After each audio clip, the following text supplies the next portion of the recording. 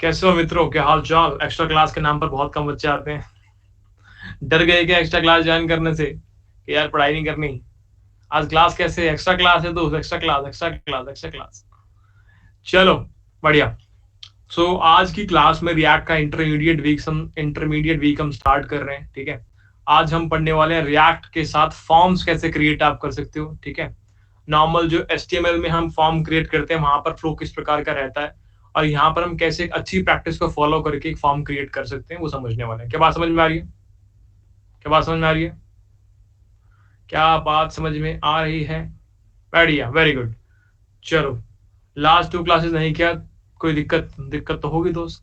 फिर आप confusion feel होगी, फिर आपको समझ में नहीं आएगा तो मजा नहीं आएगा ना। तो पुरानी तो सारी क्लासेस करके आनी पड़ेगी आपको। ठीक है, अक्षय धैर्यवाल कह रहे हैं भाई आप समझ में आ रहा है। अरे दोस्त, बड़े दिनों से वेट कर रहा था आपके कि आप बोलो मुझे समझ में आ रहा है, अच्छा लगा देख के। ठीक है, बढ़िया, शुरू करते हैं।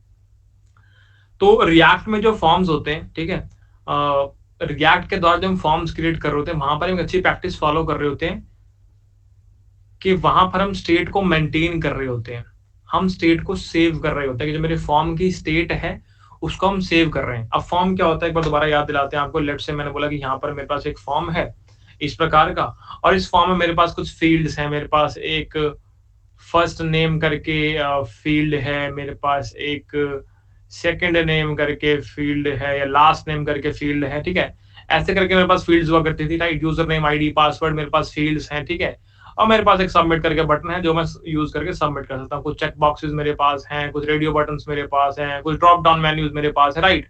तो ये सारी की सारी चीजें आप ऑलरेडी पढ़ चुके हो कि ऐसे आप एक फॉर्म क्रिएट कर सकते हो। याद आ रहा है कैसे क्रिएट करते थे फॉर्म? भैया तो आपने पहले HTML वाले वीक में ही सिखाया था। मैंने कहा वेरी गुड, बहुत अच्छे। तो किस प्रकार ये टेक्स्ट फील्ड करनी है क्रिएट, किस प्रकार टेक्स्ट एरिया क्रिएट करना होता है, किस प्रकार आपको check boxes, radio buttons, drop downs, normal buttons, labels क्या होते हैं, ये सब कुछ ऑलरेडी आपको सिखाया हुआ है। इनपुट टैग का यूज हम इसमें किया करते थे, राइट। यस और नो? इनपुट टैग का यूज में हम किया करते थे। अब हमें इतना याद रखना पड़ेगा, तो जब HTML के अंदर हमने इस फॉर्म को क्रिएट किया था, HTML के अंदर हमने इस फॉर्म को क्रिएट किया था, और लेट्स मैं सबमिट पे क्लिक करता हूँ, लेट्स से मैं सबमिट पे क्लिक करता हूँ, ठीक है। तो मैंने जब सबमिट बटन पे क्लिक कर दिया तो क्या होता था, उस टाइम पर सारा का सारा डेटा एक्यूमुलेट किया जाता था। After pressing on submit button सारा का सारा डेटा एक्यूमुलेट किया जाएगा, और एक मतलब हमने ऐसा कोड लिखा हुआ, जनरली अगर आप HTML के अंदर वो कोई एक्शन परफॉर्म करना चाहते थे, तो लेट्स से कि आप सारा का सारा डेटा किसी API में भेजना चाहते हैं, तो आपको क्या करना पड़ेगा, पहले आपको सारा का सारा डेटा एक्यूमुलेट करना पड़ेगा। पहले आपको फर्स्ट नेम निकालना पड़ेगा, लास्ट नेम निकालना पड़ेगा, यहाँ पे कौन सा चेक बॉक्स चेक्ड है, कौन सा रेडियो बटन सिलेक्टेड है, कौन सा ड्रॉप डाउन में आइटम सिलेक्टेड है, वो सारा का सारा डेटा पहले एक्यूमुलेट करना पड़ेगा अगर हम नॉर्मल HTML की बात करते हैं। यस और नो? ठीक है, तो नॉर्मल केस के अंदर जब हम HTML के द्वारा इसको कोड कर रहे थे, एक फॉर्म क्रिएट कर रहे थे, लेट्स से सबमिट बटन के द्वारा मैं इस डेटा को किसी API को पास करना चाहता हूं, तो मुझे लिखना पड़ेगा, मुझे ऐसा कोड लिखना पड़ेगा जिसके द्वारा मैं सारा के सारा डेटा को पहले एक्यूमुलेट करके एक ऑब्जेक्ट बनाऊं। एक्यूमुलेट करके मैंने सारे के सारे डेटा का एक ऑब्जेक्ट बना लिया, और उस डेटा को मैंने पास कर दिया उस API कॉल के अंदर। क्या बात समझ में आती? क्या बात समझ में आती? बहुत बढ़िया। अब यहां पर रिएक्ट में मेरा क्या फायदा होता है ये समझते हैं। रिएक्ट में मेरा क्या फायदा होता है ये समझते हैं। मैं बोला अगर रिएक्ट के द्वारा मैंने फॉर्म क्रिएट किया हुआ है, तो मेरे पास फंक्शनैलिटी अवेलेबल होती है कि मैं सारी स्टेट को सेव करवा सकता हूं। किसके द्वारा सेव करा सकता हूं मैं स्टेट को, याद है किसी को? भैया हुक का यूज करके। कौन सा हुक? यूज स्टेट हुक का यूज करके मैं सेव करा सकता हूं स्टेट। तो मैंने क्या बोला, मेरे पास यहाँ पर जितने भी फील्ड्स हैं, तो जब भी मैं उन फील्ड्स के अंदर कोई भी डेटा इनपुट में डाल रहा होता हूं, तो मैं पैरेलली उनकी स्टेट को भी सेव कर रहा होता हूं। ठीक है, तो मेरे पास पुरानी जो स्टेट है वो सेव्ड पड़ी है, मैं स्टेट को सेव कर रहा होता हूं, और कभी कुछ मैंने नया आइटम डाल दिया तो स्टेट को मैं अपडेट कर रहा होता हूं। क्या बात समझ में आती है? तो रिएक्ट के केस में मैं स्टेट को सेव भी कर रहा होता हूं, कोई नई वैल्यू आप डालोगे तो मैं स्टेट को अपडेट भी कर रहा हूँ।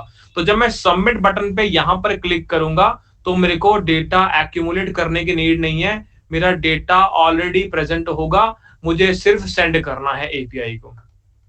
ठीक है, तो यहां पर फर्क इतना होता है कि नॉर्मल HTML वाले केस के अंदर आपको डेटा का एक्यूमुलेट करना पड़ता है, फिर आप सेंड करते हो API को, और हमारे रिएक्ट वाले केस के अंदर हम ऑलरेडी स्टेट को सेव करवा रहे होंगे, अपडेट कर रहे होंगे, मेरे पास ऑलरेडी वो डेटा प्रेजेंट होगा, मुझे एक्यूमुलेट करने की कोई नीड नहीं है। अगर मैं यहाँ पे क्लिक करता सबमिट बटन के ऊपर तो मैं सीधा सेंड कर दूंगा। क्या बात समझ में आती है?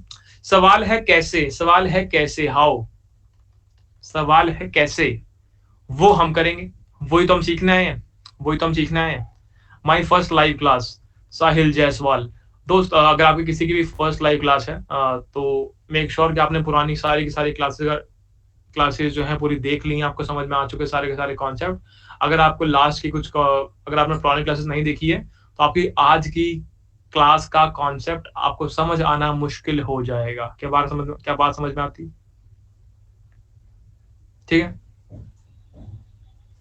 चलो शुरू करते हैं। भैया इतनी जल्दी जल्दी रिएक्ट क्यों करवा रहे हो? कहाँ जल्दी जल्दी करवा रहा हूँ 6 क्लासेस ली है पिछले उस वीक के अंदर, कहाँ जल्दी करवा रहा हूँ? जल्दी कराना होता तो 3 क्लास में ही कंप्लीट कर देता ठीक है, अभी तो सिर्फ 12 घंटे रिएक्ट पड़ी है और बहुत पढ़ना है। चलो आगे चलते हैं। तो अब हमें एक फॉर्म क्रिएट करना है और उस फॉर्म में हमें एक चीज का ध्यान रखना है, इन 2 लाइंस का हमेशा ध्यान रखना है कि उस फॉर्म के अंदर मैं स्टेट को सेव भी करवाना चाहता हूँ और स्टेट को मैं अपडेट भी करना चाहता हूँ। चलो समझते हैं, आ जाओ। इंपॉर्टेंट है रिएक्ट, इसलिए हम इसमें ज्यादा टाइम लगा रहे हैं, ज्यादा चीजें पढ़ रहे हैं। ठीक है, छोटी छोटी क्लासेस में ज्यादा रखना चाहता हूँ, रादर मैं एक बड़ी बड़ी 3-3 4-4 घंटे की क्लासेस करूँ ताकि तुम्हें समझ में आए, तुम डाइजेस्ट भी कर पाओ। ठीक है, सो शुरू करें मित्रों,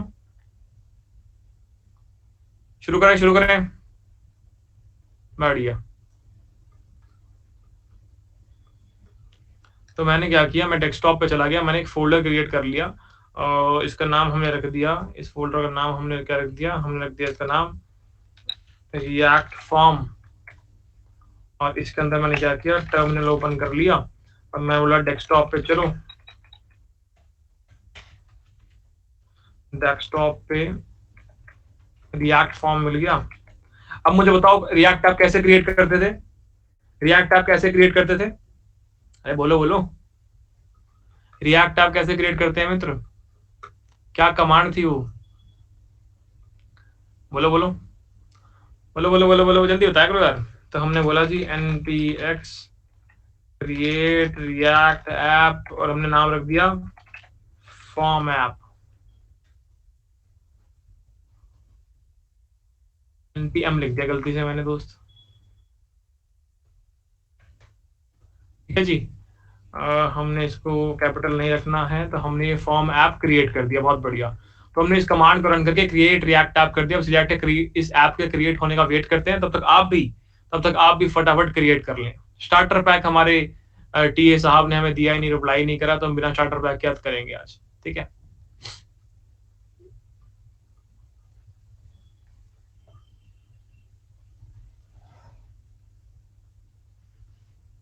तो इसके होने का वेट करते हैं। किया तो था रिप्लाई, नहीं किया तो सामने रिप्लाई, झूठ।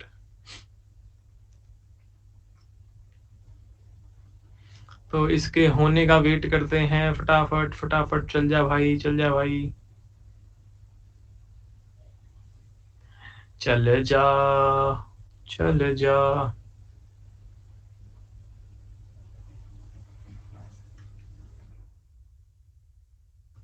कब तक ये चल रहा है? हम चलते हैं हमारे डॉक्यूमेंटेशन पे। ठीक है, डॉक्यूमेंटेशन, रिएक्ट की डॉक्यूमेंटेशन में चलते हैं और यहाँ पर मेन कॉन्सेप्ट में फॉर्म्स के बारे में देख लेते हैं। तो आपका ये होमवर्क रहेगा इस क्लास का कि इस क्लास के खत्म होने के बाद एक बार आप इस डॉक्यूमेंटेशन में जाएंगे और एक बार बस रीड कर लेंगे क्या क्या लिखा हुआ है। जो इसमें आपके काम की चीजें उसको एक बार समझ लेंगे, जो मैंने आपको नहीं पढ़ाया उसको समझने की कोई नीड नहीं है। ठीक है, एक बार उसे रीड कर लेना इसको कि इसके अंदर क्या क्या चीजें लिखी हुई है। तुम्हारे मुश्किल 10 मिनट लगेंगे और इतना एक छोटा सा प्यारा सा होमवर्क लेना। क्या बात समझ में आती है? ठीक है, अब हम चलते हैं नई वाली वेबसाइट में, यहाँ पे सर्च कर लेते हैं एक बार हम फॉर्म। यहाँ पर भी तुम देखना चाहो तो बहुत सारे टैग्स तुम्हारे पास अवेलेबल हैं। तुम्हें यहाँ पर नीड पड़ेगी 2-3 टैग्स की जो तुम्हें समझने होंगे, जैसे कि फील्ड सेट वाला टैग एक पढ़ लेना और एक लेजेंड वाला टैग होगा वो भी पढ़ लेना। तो ये डॉक्यूमेंटेशन साथ साथ देखते रहना, जो भी तुम पढ़ो उसकी डॉक्यूमेंटेशन में एक बार वेरीफाई कर लिया करो जो तुमने पढ़ा वो सही अंडरस्टैंडिंग आ रही है कि नहीं आ रही है, या फिर कुछ एडिशनल चीज तुम सीख पा रहे हो वहां से कि नहीं सीख पा रहे हो। ठीक है, तो हमने इतना कर लिया, तो तब हमने क्या किया, npm रन स्टार्ट। क्या हो गया इसको? ठीक, क्या हो गया? अच्छा फोल्डर के अंदर नहीं गए ना, हमने बोला जी फॉर्म ऐप, हमने इसको रन कर दिया और यहाँ पर ये मेरा रिएक्ट ऐप बन के एकदम तैयार है। बहुत बढ़िया, तो ये तो हम पहले सीख चुके हैं, बहुत कोई नई चीज नहीं है। पर तुम्हें एक बार हर बार दिखा देता हूँ ताकि तुम्हें थोड़ा सा कॉन्फिडेंस मिल जाए कि हाँ यार कर लेंगे हम ये। विजुअल स्टूडियो कोड ओपन करते हैं, इस फोल्डर के अंदर जाते हैं, डेस्कटॉप के अंदर है रिएक्ट फॉर्म नाम का फॉर्म ऐप बना रखा है, बढ़िया। इसके अंदर जाते हैं, यहाँ पर मुझे ये पूरा का पूरा स्ट्रक्चर दिख रहा है। सोर्स के अंदर मैंने देखा कि ये रही मेरी index.js वाली फाइल, फालतू की चीजें इसमें से मैं हटा देता हूँ जिसकी मुझे अभी नीड नहीं है, कॉम्प्लिकेट नहीं करेंगे चीजों को, ठीक है। मैं गया मेरे app.js के अंदर, इसके अंदर मैंने सारी की सारी गेम हटा दी और मैंने सिर्फ यहाँ पे ऐप। अब देखते हैं किस प्रकार का कोड चल रहा है हमारा। हम गए गूगल क्रोम में और ये मेरे इस ऐप के अंदर सिर्फ ऐप लिखा हुआ आ रहा है। क्या बात समझ में आती है? ठीक है, बहुत बढ़िया, बहुत बढ़िया, सही है। अब हम क्या करना चाहते हैं ये समझते हैं। अब हम करना क्या चाहते हैं ये समझते हैं। मैंने कहा भैया मैं एक फॉर्म क्रिएट करना चाहता हूँ, सिंपल सा। मैं एक सिंपल सा फॉर्म क्रिएट करना चाहता हूँ जिसके अंदर क्या पड़ा हो, जिसके अंदर तुम्हारा सिर्फ एक फील्ड पड़ी हो जिसके अंदर तुम फर्स्ट नेम लिखते हो, ऐसे कोई फील्ड हो। तो कैसे क्रिएट करेंगे, कौन से टैग्स का यूज करेंगे? इनपुट टैग, बहुत बढ़िया। चलो करना, कोड करना शुरू करते हैं, ठीक है, ज्यादा टाइम व्यर्थ नहीं करते हैं और कोड करना शुरू करते हैं। चलो, तो हम आ गए हमारे इस VS कोड के अंदर। अब हमने इसके अंदर क्या बोला कि हम यहाँ पर क्या रिटर्न करना चाहते हैं। मैंने एक फॉर्म बना लिया जी, एक फॉर्म बना लिया। इस फॉर्म के अंदर मैंने क्या बोला कि मेरे को एक इनपुट टैग का यूज करना है, ठीक है। एक इनपुट टैग का मेरे को यूज करना है। वो इनपुट टैग जो है मैंने बोला उसका टाइप जो होगा वो होगा टेक्स्ट। और हमने क्या बोला कि उसका जो प्लेस होल्डर होगा वो होगा जी फर्स्ट नेम, ठीक है। ये दो चीजें हमने यहाँ पर डिफाइन कर दी और हमने क्लोज कर दिया इस इनपुट टैग को, ठीक है। हमने क्लोज कर दिया इस इनपुट टैग को। अब देखते हैं कि हमारे UI पर क्या शो हो रहा है। हमने क्या देखा कि भाई साहब आपने एक फॉर्म क्रिएट किया, फॉर्म के अंदर आपने एक इनपुट टैग डाल दिया जो कि फर्स्ट नेम का इनपुट टैग है। हम चलते हैं UI पर, क्या देख पा रहे हैं हम? फर्स्ट नेम की टेक्स्ट फील्ड देख पा रहे हैं, यस और नो? यस और नो, हाँ ये तो नॉर्मल चीजें हैं भैया, नॉर्मल चीजें। मैंने कहा हाँ यही नॉर्मल चीजें पढ़ेंगे आज हम, ठीक है। चलो, तो हमने क्या बोला मित्र, अरे यार इसको सही करो, बढ़िया। तो हमने एक इनपुट टैग ऐसे फर्स्ट नेम का बना लिया, ठीक है। ऐसे मैंने लेट्स से एक और इनपुट टैग का यूज कर लिया और इसको मैंने बोला जी हम सेकंड अपना लास्ट नेम का भी इनपुट टैग डाल देते हैं फटाफट। तो 2 इनपुट टैग मेरे पास हो जाएंगे, या फिर भी ऐसा करते हैं एक से काम से डालते हैं पहले। तो मैंने क्या बोला कि जब मैं इस इनपुट टैग के अंदर कुछ लिखूंगा ना, जब मैं इसमें कुछ लिखूंगा तो कौन से इवेंट की बात कर रहा हूँ, कौन सा इवेंट हैंडलर लगाऊं इसके अंदर, कौन सा इवेंट हैंडलर लगाऊं भैया? ऑन चेंज लगा दो कि जब भी इसके अंदर कोई वैल्यू चेंज होगी तो मैं क्या चाहता हूँ, मैं चाहता हूँ कि चेंज हैंडलर करके यहाँ पे एक हैंडलर हमने लिखा हो वो कॉल हो जाए। तो ये फंक्शन मुझे क्रिएट करना पड़ेगा। इस चेंज हैंडलर के अंदर मैं क्या चाहता हूँ, इस चेंज हैंडलर के अंदर हम क्या चाहते हैं, इसके अंदर मैं बोला कि लेट्स से अब इसे मैं प्रिंट कर रहा हूँ, अब इसे मैं प्रिंट कर रहा हूँ कि भाई जो भी वैल्यू तुम्हारे इस इनपुट टैग के अंदर डली है उसको प्रिंट कर देना। अब इस इनपुट टैग की वैल्यू कैसे प्रिंट कर सकता हूं मैं, किसी को याद है कैसे प्रिंट कर सकता हूं मैं? Very good. तो भैया यहाँ पे इवेंट ऑब्जेक्ट बन के आ रहा होगा। उस इवेंट ऑब्जेक्ट के अंदर अगर मैं लिख दूं event dot target dot value तो मैं उसकी वैल्यू प्रिंट कर पाऊंगा। मैंने कहा बहुत बढ़िया। तो चेक करते हैं। हम गए हमारी UI पे, हमने किया इसको इंस्पेक्ट और हम गए कंसोल में। हमने बोला मित्र, हमने बोला कि यहाँ पर मैं L लिखूंगा, O लिखूंगा, V लिखूंगा, E लिखूंगा। क्या सब कुछ प्रिंट कर पा रहा हूँ मैं? क्या कंसोल पे सब कुछ आ रहा है मित्रों? यस और नो? हाँ बिल्कुल सही है। ये तो ऑलरेडी हम देख भी चुके हैं, पहले भी हमने किया हुआ है जब हम समझ रहे थे हमारे यूज इफेक्ट हुक के बारे में। तो हमने सेम एग्जांपल देखा था। हाँ वही सेम चीज है, कुछ अलग नहीं है इसके अंदर, राइट। तो इतना हमने कर लिया। अब एक चीज में तुम्हें थोड़ी सी दिखानी है कि लेट से मैंने यहाँ पे event dot target dot value सिर्फ इवेंट डॉट टारगेट प्रिंट किया होता तो मुझे बताओ इवेंट डॉट टारगेट क्या दर्शाता। तो इवेंट डॉट टारगेट क्या दर्शाता भैया? इवेंट डॉट टारगेट इस इनपुट टैग को दर्शाना चाहिए। मैंने कहा चेक कर लेते हैं भाई, पता नहीं क्या दर्शाएगा। हमने इसको बंद किया और हमने यहाँ पे लिखना शुरू किया कि LO क्या दर्शा रहा है ये भैया? इनपुट टैग को दर्शा रहा है कि इनपुट एलिमेंट है और टाइप टेक्स्ट और प्लेस होल्डर फर्स्ट नेम है। समझ में आया? तो इवेंट डॉट टारगेट करने से तुम उस एलिमेंट को दर्शा रहे होते हो, तुम उस पर्टिकुलर एलिमेंट को दर्शा रहे होते हो। क्या इतनी बात समझ में आती है? बहुत बढ़िया, बहुत बढ़िया, सही है। आसान चीजें अभी तक, मुश्किल नहीं है ज्यादा, ठीक है। तो अब हमने क्या किया, तो इसका नाम मैंने क्या रख दिया जी? इसका नाम रख दिया हमने एक और, फटाफट से हम क्रिएट कर लेते हैं पहले। एक और हमने यहाँ पर फील्ड डाल दी, इसका नाम हमने क्या रख दिया? लास्ट नेम रख दिया। हमने बोला कि लास्ट नेम, लास्ट नेम, पर यार ये तो सेम हैंडलर को कॉल कर रहा है। लेट्स से मैंने इसको बोल दिया जी फर्स्ट नेम, तो ये क्या हुआ, ये आपका फर्स्ट नेम का हैंडलर हो गया। ऐसे ही आपने यहाँ पे एक और हैंडलर क्रिएट कर लिया जो कि आपका लास्ट नेम का हैंडलर हो जाएगा। इसको मैंने बोला डॉट वैल्यू, और इसको मैंने क्या बोला डॉट वैल्यू। ठीक है, इसको मैंने कर लिया कॉपी और इसको मैंने यहाँ पर डाल दिया। तो बेसिकली जब इस इनपुट फील्ड के अंदर आप कोई चेंज करेंगे तो ये वाला फंक्शन कॉल होगा, और जब इस इनपुट फील्ड के अंदर आपको चेंज करेंगे तो ये वाला फंक्शन कॉल होगा। ठीक है जी, वैसे अंदर काम सेम ही हो रहा दोनों के अंदर, बट ठीक है डिफरेंट डिफरेंट फंक्शन कॉल हो रहे हैं। ठीक है, तो मैंने यहाँ पे प्रिंट कर दिया CLG, हमने लिख दिया यहाँ पर लास्ट नेम,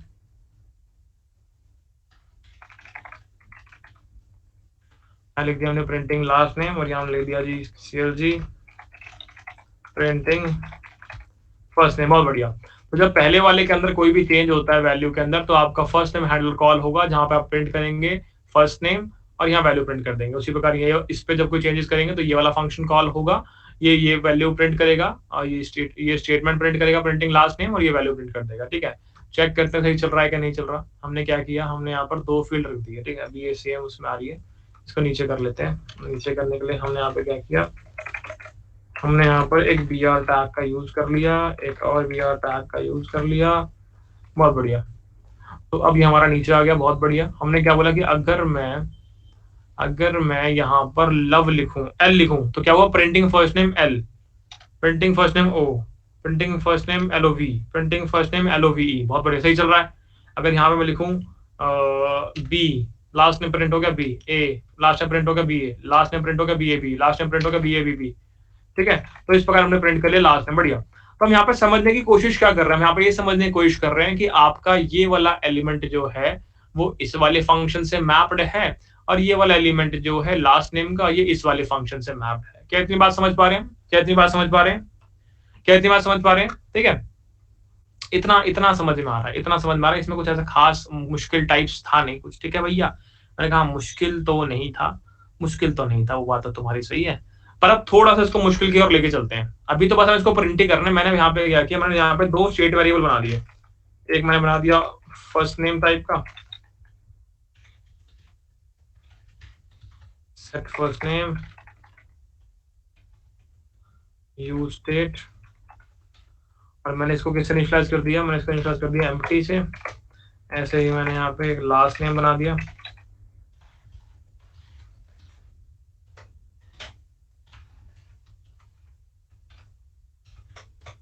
बढ़िया। तो मैंने यहाँ पे क्या किया, मैंने यहाँ पे इन दोनों के स्टेट वेरिएबल बना दिए। अब थोड़ा सा डिफरेंट कर देंगे हम चीजों को। हमने क्या बोला कि भाई जब चेंज फर्स्ट नेम हैंडलर आएगा तो मैंने क्या किया, तो मैंने क्या किया, मैंने वैल्यू चेंज कर दी मेरे फर्स्ट नेम की। तो मैंने बोला सेट फर्स्ट नेम, और वहां पर नई वाली वैल्यू डाल दी, event dot target dot value. बहुत बढ़िया। और इस केस के अंदर जब लास्ट नेम का हैंडलर कॉल हो रहा है तो ऐसे मैंने क्या किया, मैंने यहाँ पे लास्ट नेम को कॉल कर दिया और मैंने यहाँ पर event dot target dot value call कर दिया। क्या बात समझ में आती है। इन शॉर्ट हमने अभी तक क्या किया, हमने बोला कि जब मेरा फर्स्ट नेम वाले एलिमेंट के अंदर कोई टेक्स्ट में चेंजेस आएंगे तो मैं चेंज फर्स्ट हैंडलर कॉल कर दूंगा, ये मेरे सेट फर्स्ट नेम में बेसिकली एक नई वैल्यू को सेट कर देगा। ठीक है, इमीडिएट नहीं करता, शेड्यूल करता है। अगेन सेकंड वाला जो लास्ट नेम वाला एलिमेंट है उसके अंदर अगर मैं कुछ एलिमेंट कुछ वैल्यू में चेंज करता हूँ, ऐड करता हूँ, अपडेट करता हूँ, डिलीट करता हूँ, तो मेरा चेंज लास्ट हैंडलर कॉल हो जाता है, जिसके अंदर मैंने क्या किया, लास्ट नेम को सेट कर दिया आपकी करंट वैल्यू के साथ। ठीक है, अगेन ये जो वैल्यू सेट कर रहा है ये इमीडिएट नहीं होता, ये शेड्यूल करता है। समझते हैं आप किस प्रकार गेम चल रही है। अब हमने क्या किया, हमने यहाँ पे लिखना शुरू किया। अभी तो यहाँ पे कुछ आ नहीं रहा है। ठीक है, अभी तो यहाँ कुछ आ नहीं रहा है, पर मैंने क्या लिखा LOVE, इसको लेट से मैंने यहाँ प्रिंट कर दिया जी first name, first name is not defined. क्या बात कर रहा है नींद में हो गया भाई साहब। दोबारा ट्राई करते हैं। मैंने यहाँ पर लिखा फर्स्ट, क्यों नहीं चल रहा है, फर्स्ट नेम डिफाइन कर तो रखा हमने, फर्स्ट नेम डिफाइन किया तो है, लास्ट नेम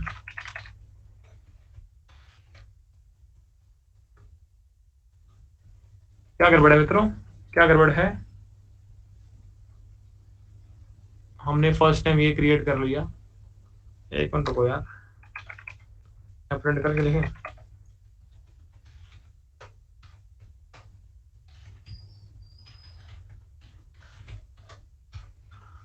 चलो जी देखें क्या हुआ। तो हम गए यहाँ पे और हमने इसमें डाली वैल्यूज। हमने यहाँ बोला कि यहाँ डाल दो बब्बर। हमने इसको जूम किया,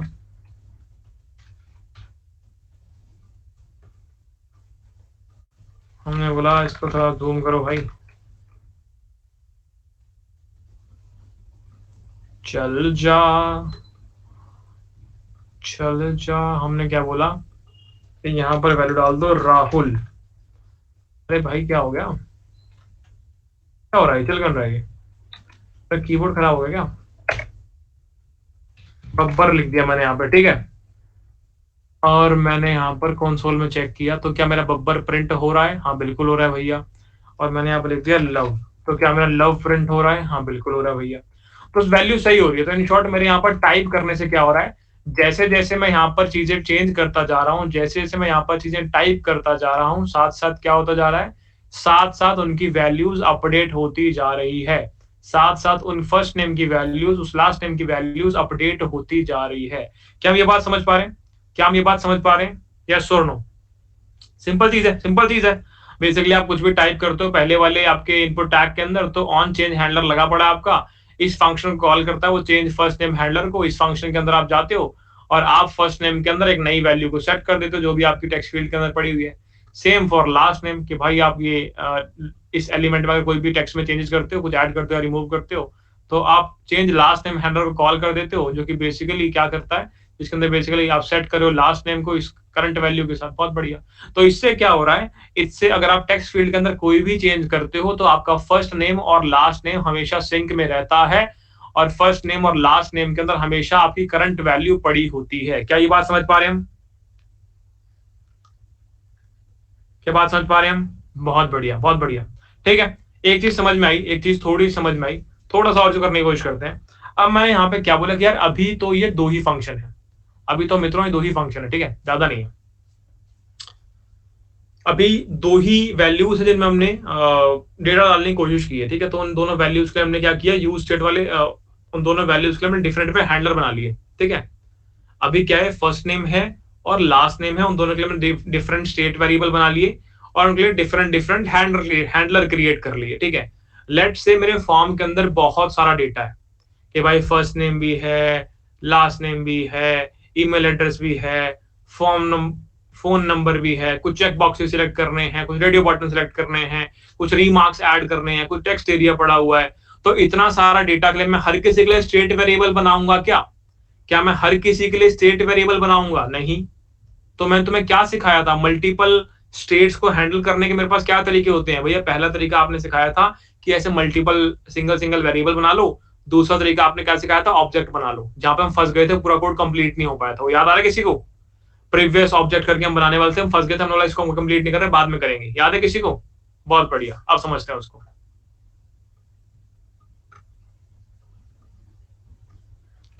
तो हम गए यहाँ पे और हमने बोला कि यार ये सारे के सारी गेम ना अभी आप हटा दो, इस सारी की सारी गेम को कमेंट करो, ठीक है। और इस सारी की सारी गेम को भी आप कमेंट करो, इसकी हमें नीड नहीं है। तो हमने बेसिकली क्या किया, यहाँ पे हमने यहाँ पर एक ऑब्जेक्ट बनाया, ठीक है। एक ऑब्जेक्ट टाइप का डेटा से हम सारी की सारी स्टेट्स को हैंडल करेंगे। हमने क्या बोला, कॉन्स्ट, मैंने बोल दिया जी form data comma set form data, इसको इक्वल कर दिया मैंने यूज स्टेट के, और यूज स्टेट के अंदर क्या पास कर दिया, यूज स्टेट के अंदर मैंने एक ऑब्जेक्ट पास कर दिया।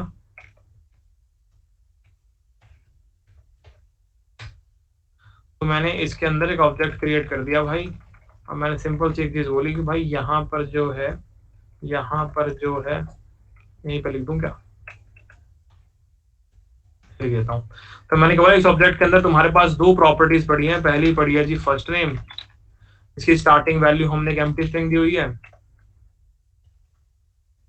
और दूसरी प्रॉपर्टी तुम्हारे पास पड़ी हुई है लास्ट नेम, इसकी स्टार्टिंग वैल्यू हमने एम्प्टी स्ट्रिंग दी हुई है, ठीक है जी। तो इस प्रकार हमने मल्टीपल स्टेट को हैंडल कर लिया। ध्यान से देखो, हमने क्या किया, हमने फॉर्म डेटा नाम का एक ऑब्जेक्ट यहाँ बना लिया, एक स्टेट वेरिएबल बना लिया, इसके अंदर सारा का सारे फॉर्म का डेटा स्टोर होगा।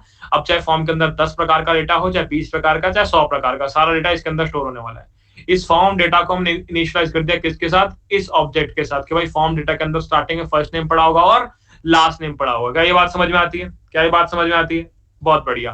तो हमने इस फॉर्म डेटा को इससे इन दोनों वैल्यू से इनिशियलाइज करवा लिया। बहुत बढ़िया, इतना हमने कर लिया है। आगे की कहानी देखते हैं। हमने यहाँ पे एक इनपुट टैग लगा रखा है और हमने यहाँ पर भी एक इनपुट टैग लगा रखा है। बहुत बढ़िया, आगे की कहानी देखते हैं। हमने यहाँ पर क्या किया, हमने बोला कि यार इनका चेंज हैंडलर सबका डिफरेंट था ना, अब मुझे इन सारी की सारी फील्ड का चेंज हैंडलर सिंगल करना पड़ेगा। ठीक है, तो जहां पर मैं इन सबके अलग अलग हैंडलर्स लिख रहा था, अब मैं यहाँ पे एक सिंगल हैंडलर लिखूंगा और उसी हैंडलर से सारी की सारी गेम को संभाल लूंगा। ठीक है, ट्राई करते हैं। हमने बोला एक सिंगल चेंज हैंडलर हमने यहाँ पर लिख दिया। हमने बोला फंक्शन चेंज हैंडलर, एक सिंगल हैंडलर हमने लिख दिया है। ठीक है, अब ये सिंगल हैंडलर क्या करता है, खुद सोचो ये क्या करता है। भैया आप जो भी नई स्टेट डालते हो इन वेरिएबल्स की, जो भी इन वेरिएबल्स की नई स्टेट आप डालते हो, उस नई स्टेट के अंदर वैल्यू डाल देता है। राइट, इसके अंदर आपने लव बब्बर लिख दिया, मान लेते हैं यहाँ पे राहुल कुमार था, अब यहाँ पे लव बब्बर लिख दिया, तो ये क्या करेगा, ये फर्स्ट नेम में जाके लव लिख देगा और लास्ट नेम में जाके बब्बर लिख देगा। पहले यहाँ पे राहुल पड़ा था और यहाँ कुमार पड़ा था, अब क्योंकि आपने इन दोनों के अंदर वैल्यू चेंज कर दी तो यहाँ पे लव आ गया और यहाँ पे बब्बर आ गया। यस और नो, यही कह रहा हूँ कि नहीं? यस और नो? सो बेसिकली मैं बस ट्रैक कर रहा हूं, जैसे पहले मैं यहाँ पर इस फंक्शन से लास्ट नेम को अपडेट कर रहा था, इस फंक्शन से फर्स्ट नेम को अपडेट कर रहा था, अब इस चेंज हैंडलर वाले फंक्शन से मैं सारी की सारी वैल्यूज को अपडेटेड रखूंगा। क्या बात समझ में आती है? इस चेंज हैंडलर वाले फंक्शन से फॉर्म डेटा की सारी वैल्यूज को मैं अपडेटेड रखूंगा। ठीक है, बहुत बढ़िया। तो किस प्रकार करने वाले हैं ये समझते हैं। हम लोग अपडेटेड रखना, तो पहली बार सेट तो मुझे करना ही पड़ेगा, तो हम लोग सेट फॉर्म डेटा, और इस सेट फॉर्म डेटा के अंदर मुझे क्या पास करना पड़ेगा, एक ऑब्जेक्ट, क्योंकि फॉर्म डेटा एक ऑब्जेक्ट है ना भाई इस प्रकार का, तो इसके अंदर मुझे पास करना पड़ेगा ये। तो हमने क्या बोला, पहले इसमें प्रीवियस फॉर्म डेटा की बात कर रहे थे, पहले यहाँ पे प्रीवियस फॉर्म डेटा की बात कर लेते हैं कि भाई पहले यहाँ पर आपके इस फॉर्म के अंदर इस प्रकार का डेटा पड़ा हुआ था। ठीक है, हमने बोला इस फॉर्म के अंदर, इस फॉर्म डेटा के अंदर ये वाला डेटा पहले पड़ा हुआ था, पुरानी स्टेज है इसकी। हमने क्या किया, हमने यहाँ पे क्या किया, हमने बोला मित्र यहाँ पे कि आप रिटर्न कर दो वैल्यूज जिसके अंदर पुराने वाला डेटा तो होगा ही, पर साथ में एक चीज एडिशनल आपको करनी पड़ेगी। आपको क्या करना पड़ेगा, वैल्यू चेंज करनी पड़ेगी। लेट्स से कि हमने बोला कि इस फर्स्ट नेम वाले की वैल्यू चेंज हो गई या फिर लास्ट नेम वाले की वैल्यू चेंज हो गई। हमें कैसे पता लगेगा इन दोनों में से कि किसके लिए यहाँ पर चेंजेस करूं? हमें कैसे पता लगेगा कि यहां से जो कॉल आई है चेंज हैंडलर की, वो इस वाले इनपुट एलिमेंट की आई है या इस वाले इनपुट एलिमेंट की आई है? इस चेंज हैंडलर फंक्शन के अंदर मुझे कैसे पता लगेगा कि कॉल यहां से आई थी या यहां से आई थी? बताओ मित्रों, कैसे पता लगेगा? भैया अगर मेरे को पता लगाना है कि कॉल यहां से आई थी या यहां से आई थी, तो हम यहां पर यूज करने वाले हैं एक और एट्रीब्यूट जिसका नाम है नेम। तो एक अच्छी प्रैक्टिस ये फॉलो की जाती है कि आप नेम एट्रीब्यूट यहाँ पर दे दो और मेक श्योर करो कि जो भी आपने वैल्यूज यहाँ पर यूज किया ना, फर्स्ट नेम यूज किया है, तो आप सेम वैल्यू से यहाँ पर नेम को अपडेट कर दो कि भाई ये फर्स्ट नेम है, और यहाँ पर आपने लास्ट नेम उठा लिया और आपने बोल दिया कि भाई इस वाली इनपुट एलिमेंट का नाम हो गया जी लास्ट नेम। ठीक है, तो अब मुझे पता लग गया कि इस एलिमेंट का नाम फर्स्ट नेम है और इस एलिमेंट का नाम लास्ट नेम है। तो क्या नाम से मैं पता लगा पाऊंगा कि कॉल इसने भेजी थी या इसने भेजी थी? क्या इस नाम को मैं एक्सेस कर सकता हूं इसके अंदर? क्या इस नाम वाले एट्रीब्यूट को मैं इस फंक्शन के अंदर एक्सेस कर सकता हूं? भैया जैसे वैल्यूज एक्सेस कर पा रहे थे event dot target dot value करके, वैसे नाम भी एक्सेस कर सकते हो event dot target dot name करके। बहुत बढ़िया। तो आपने क्या बोला कि मेरे event dot target dot name के अंदर event dot target dot value डाल दो। इवेंट कहाँ है भैया? इवेंट तो भेजा ही नहीं आपने, तो इवेंट भेज देते हैं। ठीक है, अभी इसमें एरर आ रहा है, करते हैं इसको, कहानी खत्म, यहाँ से अभी कॉलोनी आएगा। ठीक है, इसको कर देंगे, अभी ठीक कर लेंगे, पर एक बार समझने की कोशिश करते हैं कि ये कोड कर क्या रहा है। एक बार इस कोड को समझने की कोशिश करते हैं कर क्या रहा है। चलो आ जाओ।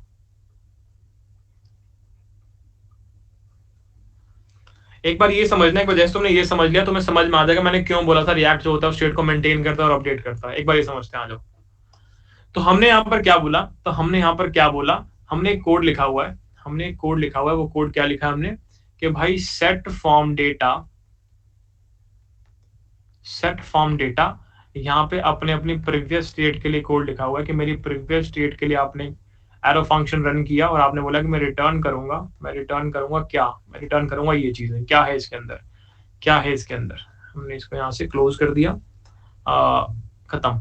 तो इस रिटर्न के अंदर हमने क्या लिखा, हम क्या करना चाहते हैं, हम एक नया ऑब्जेक्ट रिटर्न करना चाहते हैं जहां पे आपने पुरानी की स्टेट को कॉपी कर दिया कंप्लीटली कि पुरानी स्टेट तो रहेगी और पुरानी स्टेट के बाद आपने क्या बोला, event dot target dot name is equals to event dot target dot value. ठीक है जी, ये हुआ। अब समझने की कोशिश करते हैं हो क्या रहा है। मैंने बोला यहाँ पे दो इनपुट फील्ड है, एक फर्स्ट नेम की है, एक लास्ट नेम की है। इसका नाम क्या रखा था, इसका नेम वाला एट्रीब्यूट क्या था, इसका नेम था भाई फर्स्ट नेम, और इसका नेम वाला एट्रीब्यूट क्या था, इसका नेम वाला एट्रीब्यूट की वैल्यू क्या थी, लास्ट नेम। अब ध्यान से देखो क्या हुआ, लेट से मैंने इसके अंदर एक टेक्स्ट डाला, ए, तो इससे क्या हुआ, ए डालने से क्या हुआ भैया, ए डालने से आपका ऑन चेंज वाला इवेंट ट्रिगर हो गया। ऑन चेंज वाला इवेंट किससे मैप्ड है, ऑन चेंज वाला इवेंट मेरे चेंज हैंडलर नाम के फंक्शन से मैप्ड है।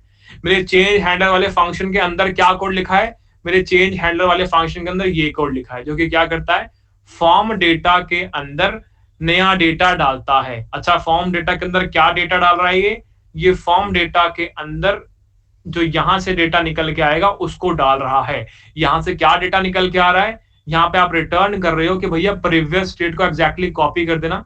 प्रीवियस स्टेट क्या है, जो ऑलरेडी आपके पास फॉर्म डेटा वाला भी डेटा पड़ा होगा ना, जो एक फॉर्म डेटा नाम का आपका वेरिएबल था जिसके अंदर पहले से आपका कुछ ओल्ड डेटा पड़ा हुआ है, ओल्ड, ठीक है। ओल्ड डेटा के लिए आपने क्या किया, ओल्ड डेटा को तो कॉपी कर देना एज इट इज जैसा भी है वो। और ये वाली लाइन है जो मैं समझनी है, बस ये लाइन समझनी है। मैंने क्या बोला कि इस वाली इनपुट एलिमेंट में आपने राइट किया है, तो आपने बोला event dot target dot name, क्या वैल्यू है नेम की, भैया नेम की वैल्यू फर्स्ट नेम है। तो यानी कि ये वाले पार्ट से क्या आएगा यहाँ पे, ये वाले पार्ट से यहाँ पे आ गया फर्स्ट नेम, फिर क्या लिखा हुआ है, इक्वल टू लिखा है, equal to event dot target dot value, क्या वैल्यू पड़ी है, ए पड़ा है। तो क्या मैं कह सकता हूं कि मैंने फर्स्ट नेम को ए सेट कर दिया। अब समझ में आया कि ये वाली स्टेटमेंट क्या कर रही है, ये वाली स्टेटमेंट ऐसे फर्स्ट नेम को ए सेट कर रही है। लेट्स से कि यहां पर मैंने कुछ सेट किया होता, यहाँ बी लिखा हुआ है, तो बेसिकली यहाँ बी टाइप करने से क्या हुआ, मेरा ऑन चेंज इवेंट ट्रिगर हो गया। ऑन चेंज इवेंट ने क्या किया, मेरा चेंज हैंडल फंक्शन कॉल कर दिया, उसके अंदर ये कोड लिखा हुआ। आपने क्या रिटर्न किया, पुरानी स्टेट तो कॉपी रहेगी, but event dot target dot name, name क्या है यहाँ पे, नेम है लास्ट नेम, तो आपने क्या लिखा, last name is equals to event dot target dot value, value की क्या है बी, तो आपने लास्ट नेम अपडेट कर दिया। तो क्या तुम पकड़ पा रहे हो कैसे मैंने सिंगल स्टेटमेंट से ये वाली फील्ड भी संभाल ली और ये वाली फील्ड भी संभाल ली, क्या ये हम पकड़ पा रहे हैं दोस्त, यस और नो, यस और नो। इस प्रकार हमने गेम खेली, जिसके द्वारा हम event dot target dot name से हर एक फील्ड को अपडेट करते जा रहे हैं, event dot target dot name से हर एक फील्ड को अपडेट करते जा रहे हैं। लेट्स से मैंने क्या बोला, लेट्स से मैंने बोला कि मैंने तीसरी फील्ड क्रिएट कर दी। लेट्स से मैंने तीसरा इनपुट टैग यहाँ पे रखा, जिसका नाम क्या रख दिया मैंने, जिसका नेम मैंने क्या रख दिया, इसका नेम रख दिया मैंने ईमेल, ठीक है जी। और हमने क्या बोला, यहाँ पर मैंने डाल दिया abc@gmail.com। अब इससे क्या हुआ, मेरा ऑन चेंज वाला इवेंट ट्रिगर हो गया। तो इससे क्या हुआ, चेंज हैंडलर में आप गए, उसके अंदर क्या बोला है, सेट फॉर्म डेटा कर दो, क्या रिटर्न करना है, प्रीवियस स्टेट तो कॉपी कर देना। मैंने कहा ठीक है, प्रीवियस स्टेट कॉपी कर दी। और क्या बोला, event dot target dot name, name की वैल्यू क्या है, ईमेल, ईमेल लिख दिया, इक्वल्स टू, इक्वल में क्या कर दिया, event dot target dot value abc@gmail.com। तो जो हम करना चाहते थे हमने कर लिया। क्या मुझे एडिशनल कोड लगाया, सेम कोड काम कर गया मेरे लिए, क्या मुझे एडिशनल कोड लगाया, सेम कोड काम कर गया, यस और नो, सेम कोड काम कर गया। ये dot dot dot previous state क्यों, बेटा तुम्हारे पास यहाँ पर लेट से 20 वेरिएबल्स हैं, पर मान लो तुम्हारी वैल्यू सिर्फ एक की चेंज हुई है, राइट, तो बाकी वैल्यूज तो पुराने वाले की कॉपी करनी पड़ेगी ना भाई, लास्ट वाली तो 19, बाकी पुरानी 19 वैल्यूज तो पुराने वाली कॉपी करनी पड़ेगी ना। एक तुमने चेंज कर दिया अपने हिसाब से, पर बाकी 19 तो पुरानी वाली रहेगी ना, दैट्स व्हाई तुमने पुराना ऑब्जेक्ट लिया हुआ है, कॉपी किया, राइट। एक बार समझते हैं कोड में कैसे करेंगे इसको। प्रीवियस स्टेट से बेसिकली तुमने नाम लिख दिया वहां पे प्रीवियस स्टेट यार, और इससे तुम्हारा डेटा अपने आप आ जाएगा, वहां पे कुछ करने की नहीं। अब सवाल ये कि यहाँ पे एरर क्यों आ रहा है, सवाल ये कि यहाँ पे एरर क्यों आ रहा है, थोड़ी सिंटेक्स की गड़बड़ी है। कोई भी नाम रख सकते हो आप, ठीक है, कोई भी नाम रख सकते हो आप, ठीक है। प्रीवियस फॉर्म डेटा कोई कीवर्ड नहीं है ना भाई, कोई भी नाम रख लो जो तुम्हें अच्छा लगे। तो हमने बोला यहाँ पे इसमें एरर क्यों आ रहा है, इसमें एरर क्यों आ रहा है मित्रों, भैया आपने इक्वल लिखा हुआ है इसलिए आ रहा है। ओके, अब अभी भी गड़बड़ है भैया, अभी भी कहीं पे गड़बड़ है। तो मैंने बोला भैया कहां पे एरर है, भैया आपने क्या किया है, सिंटेक्स गलत लिखा है, आपको इसको स्क्वायर ब्रैकेट के अंदर लिखना पड़ेगा, इसको स्क्वायर ब्रैकेट के अंदर लिखना पड़ेगा। तो इस प्रकार से आपको ऐसे प्रॉपर्टीज एक्सेस करनी होती है, तो आपको फॉर्म्स के लिए स्पेसिफिकली ऐसे स्क्वायर ब्रैकेट का यूज करना पड़ेगा। इसमें आप मुझसे ये नहीं पूछेंगे क्यों, इसमें आप बोलेंगे सिंटेक्स है। फॉर्म के अंदर जब हम पढ़ रहे होंगे यार रिएक्ट के अंदर, तो बहुत मतलब आज स्पेसिफिकली तुम्हें ऐसा लगेगा यार ये क्यों किया, ये क्यों किया है, पर चीजें बहुत सिंटेक्स का पार्ट होने वाला, तो हमें उसको एक्सेप्ट करना पड़ेगा कि हाँ ये ऐसे ही लिखते हैं, हाँ ये ऐसे ही लिखते हैं, हाँ ये ऐसे ही लिखते हैं। क्या बात समझ में आती है, ठीक है, ये ऐसे ही होता है, ठीक है, सिंटेक्स है। तो हम इसको और आसान करेंगे भी, चिंता मत करो, तुम्हारे लिए और आसान करूंगा मैं अभी, चिंता मत करो, ठीक है, और आसान करेंगे इसको भी। पर हमने भी क्या देखा कि मेरे पास यहाँ पर दो स्टेट वेरिएबल बने पड़े हैं। फर्स्ट बेसिकली एक स्टेट ऑब्जेक्ट बना रखा है, वेरिएबल बना रखा है मैंने फॉर्म डेटा, जिसके अंदर दो तुमने चीज रखी है, फर्स्ट नेम और लास्ट नेम। अब फर्स्ट नेम और लास्ट नेम मेरे पास दो इनपुट एलिमेंट्स हैं, जिनके अंदर मैंने नाम फर्स्ट नेम दे रखा है और लास्ट नेम दे रखा है। दोनों मैप है चेंज हैंडलर से। अगर इन दोनों में किसी भी डेटा चेंज होता है, अपडेट होता है, डिलीट होता है, तो आपका on change handler function click हो जाता है, जिसके अंदर आप पुरानी स्टेट को तो एग्जैक्टली कॉपी कर ही रहे हो अपने ऑब्जेक्ट के अंदर, और जो भी जिस भी एलिमेंट के लिए आपने इसको कॉल किया था उस एलिमेंट की नई वैल्यू भी अपडेट कर रहे हो, ठीक है। तो इतना काम कर लिया। अब वही बात भैया आपने बोला तीसरी चीज ऐड करना चाहता हूं मैं, ईमेल। तो हमने ईमेल ऐड कर दिया यहाँ पे। लेट से ईमेल मैंने बोल दिया कि स्टार्टिंग में जो मेरा ईमेल है वो एम्प्टी है, ठीक है, स्टार्टिंग मेरी ईमेल जो एम्प्टी है। अब पहला काम तो यहाँ करना पड़ेगा ऐड करने के लिए, ईमेल को मुझे इसके अंदर ऐड करना पड़ेगा। सेकंड काम क्या करना पड़ेगा, ईमेल का मुझे यहाँ पर एक टैग भी ऐड करना पड़ेगा इनपुट का, ठीक है जी।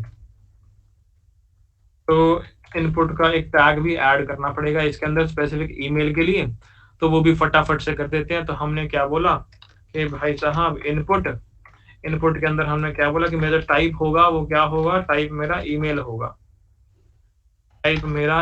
होगा, और मैंने बोला प्लेस होल्डर जो मेरा होगा वो क्या होगा, वो होगा जी, यहाँ पर आप डाल दो एंटर योर ईमेल हियर।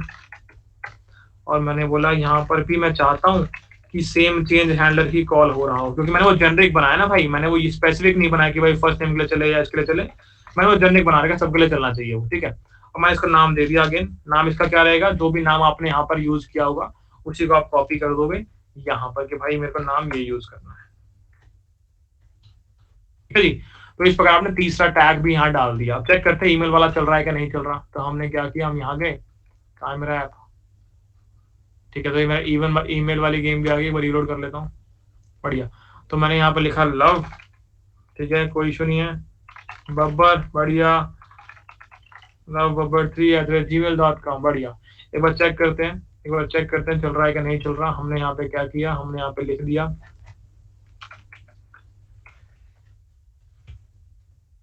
यहाँ पे लिख दिया कि भाई प्रिंट कर दो फॉर्म डेटा डॉट ईमेल को। चेक करते हैं प्रिंट होता है कि नहीं होता। हम यहाँ पे गए, प्रिंट हो रहा है कि नहीं हो रहा, चेक करते हैं, बढ़िया। तो क्या हम ईमेल को प्रिंट कर पा रहे हैं मित्रों, यस और नो, यस और नो, ठीक है जी, बहुत बढ़िया, ये बात समझ में आ गई। एक बार फटाफट से इसको रिपीट करते हैं आपके लिए, क्या हो रहा है यहाँ पे, कहानी क्या चल रही है। देखो भाई अभी तक क्या हो, मैं समझा देता हूँ तुम्हें एक बार।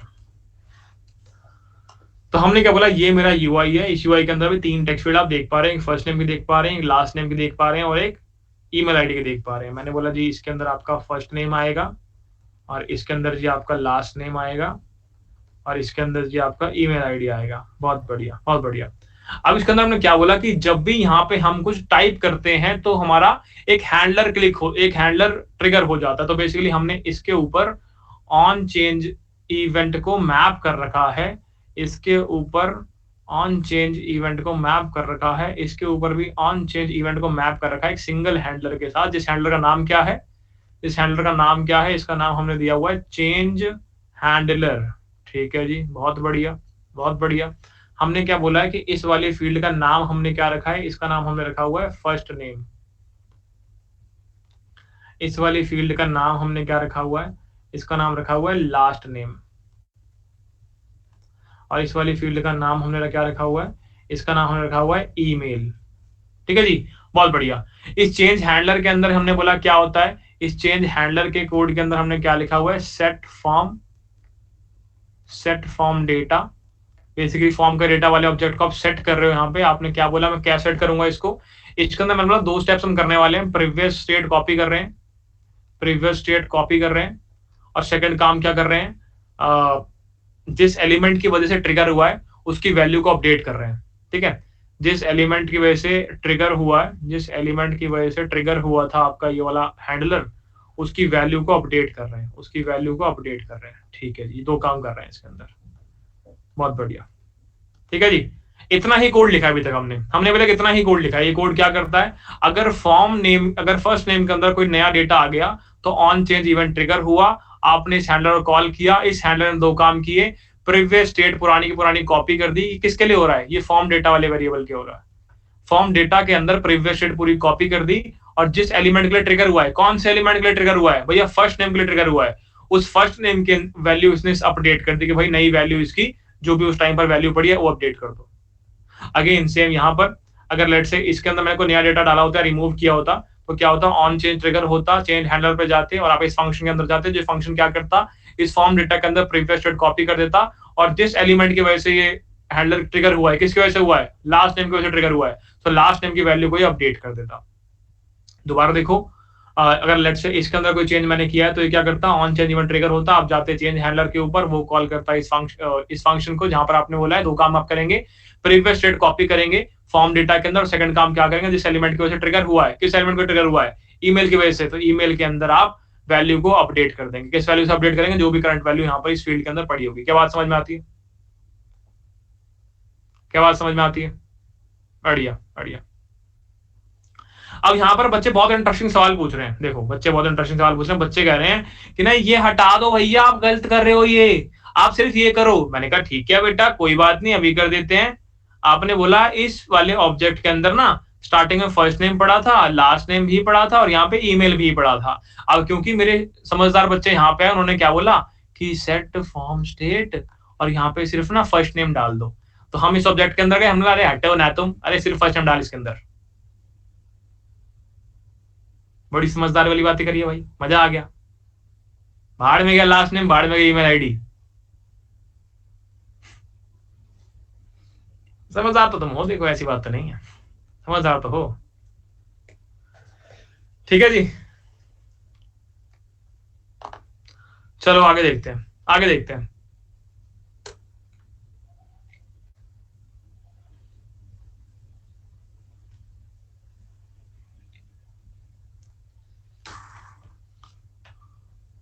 चलो चलो वापस आ जाओ फटाफट, वापस आ जाओ फटाफट। इतना समझ में आता है हमें, इतना कोड समझ में आता है, वापस कोड में चलते हैं। Focus focus focus focus focus भाई साहब, फोकस, फटाफट फोकस करो।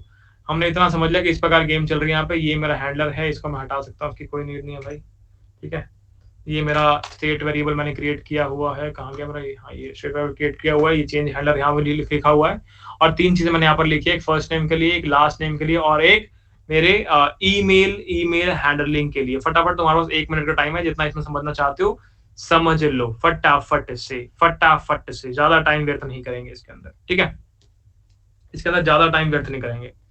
और बहुत इंपॉर्टेंट चीज आने वाली है, इसका अगला कॉन्सेप्ट मुझे तुम्हें समझाना है। तो अगला कॉन्सेप्ट समझाने से पहले 1 मिनट का टाइम मैं तुम्हें दे रहा हूँ, देखना तो कोड को देख लो, नहीं देखना तो शुरू कर सकते हैं। बताओ शुरू करें। 1 मिनट देख लो भाई, बस 1 मिनट तुम देख लो, और फिर हम शुरू करेंगे। ये कॉन्सेप्ट बहुत इंपॉर्टेंट है, पूरी क्लास का सबसे इंपॉर्टेंट कॉन्सेप्ट ये वाला है। इसके बाद तो चीजें बस इंप्लीमेंट कर करके तो आपको दिखानी है, मुझे कुछ नहीं करना।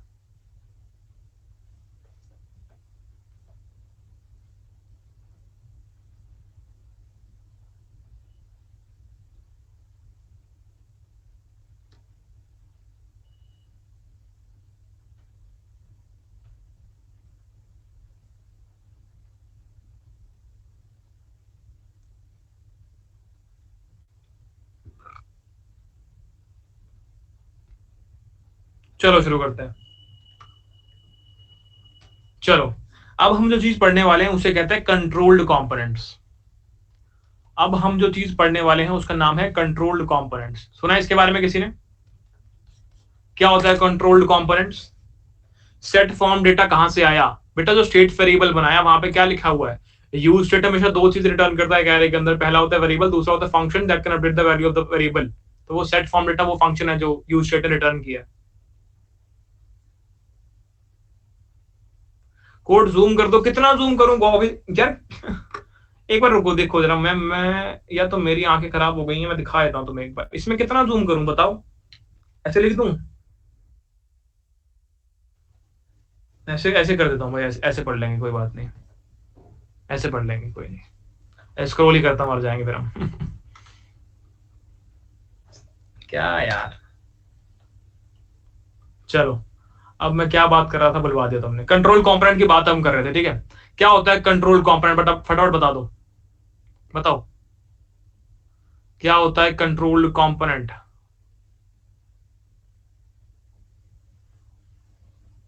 विच are controlled by state. Very good.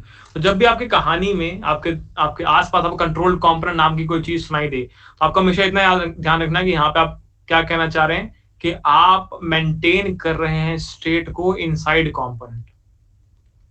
तो इसका मतलब क्या हुआ? इसका मतलब ये हुआ कि आपने हर एक कंपोनेंट के लिए उसकी स्टेट मेंटेन की हुई है। ध्यान सुना मेरी बात को। लेट्स से मेरे पास यहाँ पर मैंने तीन एलिमेंट जो है, तीन इनपुट एलिमेंट यहाँ पर लिखे हुए हैं कोड के अंदर। तो हमने क्या बोला कि इन इनपुट एलिमेंट की भी स्टेट इनको पता होगी। तीन स्टेट्स अलग से मेरे पास होनी चाहिए। हमने ये तो बोला ही, हमें ये तो पता ही है कि मेरी एक स्टेट ट्रैक हो रही है, एक मेरी होल स्टेट ट्रैक हो रही है, जहां पर सारा का सारा डेटा है। किसके अंदर ट्रैक हो रहा है सारा का सारा डेटा? किसके अंदर ट्रैक हो रहा है बोलो? सारे के सारे फॉर्म का डेटा किसमें ट्रैक हो रहा है? अरे यार, फॉर्म डेटा वाले आपके वेरिएबल के अंदर, राइट?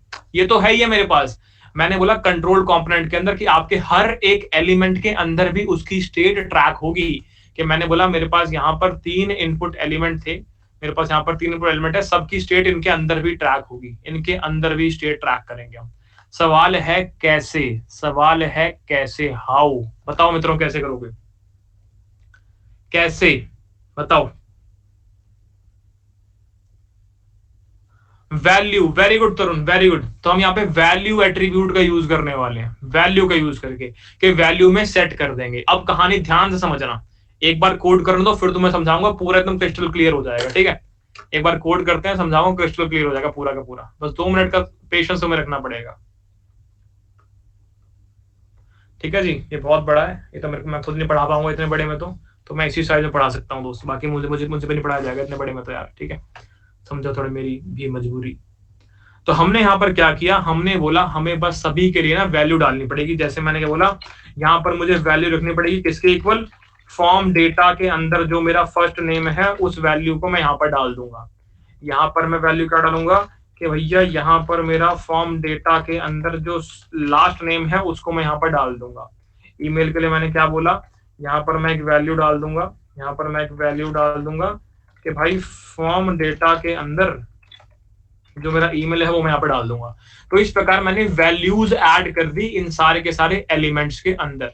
तो ये इनपुट टैग जो है ये अपनी स्टेट को भी मेंटेन करते हुए चल रहे हैं। ये वाला इनपुट भी अपनी स्टेट को मेंटेन कर रहा है, यहाँ पर वैल्यू पड़ी है। ये वाला इनपुट भी अपनी स्टेट को मेंटेन कर रहा है, यहाँ पर वैल्यू पड़ी है। और ये वाला इनपुट भी अपनी स्टेट को मेंटेन कर रहा है, यहाँ पर वैल्यू पड़ी है। सवाल है कैसे? अभी भी समझ में नहीं आया? अब समझाते हैं, पूरा फ्लो समझाता हूँ, अभी क्रिस्टल क्लियर मिलेगा आपको, ठीक है? पूरा का पूरा फ्लो समझाते हैं, अभी समझ में आएगा। फोकस करना भाई, सबसे इंपॉर्टेंट पार्ट ये है, सबसे इंपॉर्टेंट पार्ट ये है। Focus focus focus. हमने बोला कि ये तुम्हारा पूरा का पूरा यूआई था, ये तुम्हारा फर्स्ट नेम था, ये तुम्हारा लास्ट नेम था, ये तुम्हारा ईमेल था, ठीक है? लेट्स से कि तुमने यहां पर लिख दिया ABCDE। अब क्या होगा? अब क्या होगा ABCDE लिखने के बाद? भैया इसका ऑन चेंज इवेंट ट्रिगर हो गया। ऑन चेंज इवेंट ट्रिगर होने के बाद क्या होगा? इसके बाद क्या होगा? इसके बाद क्या होगा? इसके बाद मेरा जो चेंज हैंडलर है वो ट्रिगर हो गया। बहुत बढ़िया। इस चेंज हैंडलर के ट्रिगर होने के बाद क्या होगा? भैया यहाँ पे आपने फॉर्म के डेटा को अपडेट कर दिया, यहाँ पे आपने फॉर्म के डेटा को अपडेट कर दिया। जब फॉर्म का डेटा अपडेट होता है, जब फॉर्म का डेटा अपडेट होता है तुम्हें याद है फॉर्म का डेटा किससे बना था? ये यूज स्टेट से बना था। यूज स्टेट में अगर कोई भी डेटा अपडेट होता है तो क्या होता है? अपडेट होता है तो क्या होता है भैया? री रेंडर होता है। अगर री रेंडर हुआ तो इसका मतलब क्या हुआ? जो आपका JSX कोड है वो रन होगा, वो रन होगा। तो जहां पर आपने लिखा है इनपुट के अंदर value is equals to form data dot first name, क्या समझ में आया? तो ये वैल्यू के अंदर इस फॉर्म डेटा में से वैल्यू उठ के आगे कॉपी हो गई। क्या बात समझ में आई? क्या आप समझ में आया स्टेट कैसे ट्रिगर हो रही है? क्या आप समझ में आया? लेट से तुमने ईमेल यहां पर चेंज कर दिया तो इससे क्या हुआ? कुछ वैल्यू यहां पे डाली, इस पे कोई वैल्यू डाली तो तुम्हारा ऑन चेंज इवेंट ट्रिगर हो गया। ऑन चेंज इवेंट ने क्या किया? चेंज हैंडलर कॉल कर दिया। चेंज हैंडलर ने क्या किया? फॉर्म डेटा की वैल्यू अपडेट कर दी।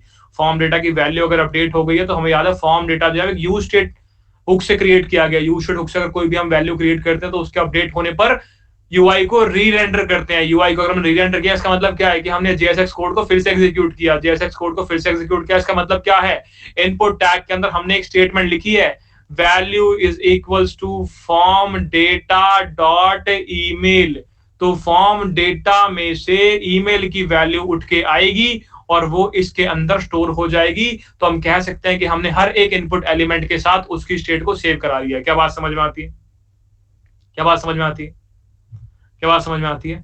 तो ऐसे आप इनको लेकर चल रहे हैं। अभी तुम्हारे दिमाग में ये क्वेश्चन आ सकता है कि ठीक है ऐसा होता है, मान लिया, पर ये कर क्यों रहे हैं? इसका यूज कहाँ पे होगा? मैंने कहा तुम्हें क्या दिख रहा है? अभी छोटी पिक्चर दिख रही है। मैं तुम्हें कहाँ लेके जाऊंगा धीरे धीरे आगे बड़ी क्लासेस के अंदर, तुम्हें बड़ी पिक्चर देखिए वहां पे समझ में आएगा, वहां समझ में आएगा, आगे पता चलेगा। लास्ट वीक्स में भी हम फंसे थे ना यहाँ पे। ये प्रीवियस स्टेट जो हमने पहले कॉपी करने बैठे थे, मल्टीपल स्टेट्स को हैंडल करने की कोशिश कर, नहीं हुआ था ना कोड उस टाइम।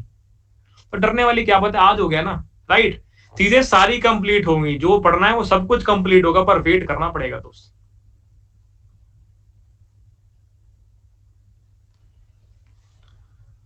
ब्रो एक डाउट, इनपुट टैग में वैल्यू तो अपडेट होती है ना जब भी हम इनपुट टैग में कुछ टेक्स्ट एंटर करते हैं? आप स्टेट लेके चल रहे हो, से आपने एक्सप्लिसिटली यहाँ पर एंटर कर दिया और कुछ भी नहीं है। आपने एक्सप्लिसिटली यहाँ पर एंटर कर दिया कि इसकी स्टेट को साथ में लेकर चलो और कुछ भी नहीं है।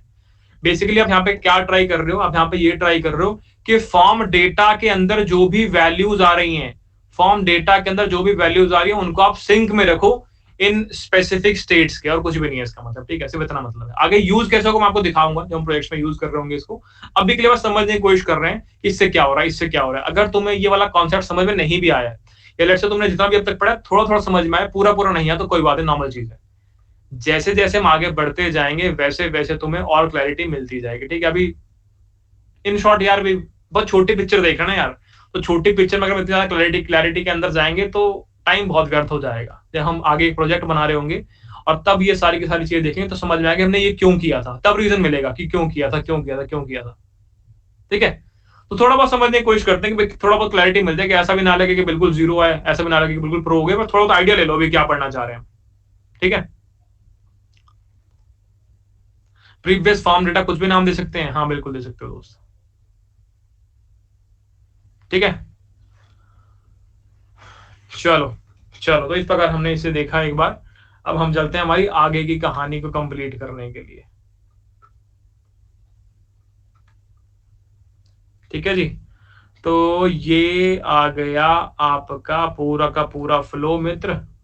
स्क्रीन शेयर नहीं हुई क्या मेरी? स्क्रीन शेयर नहीं हुई, स्क्रीन शेयर नहीं हुई, बढ़िया।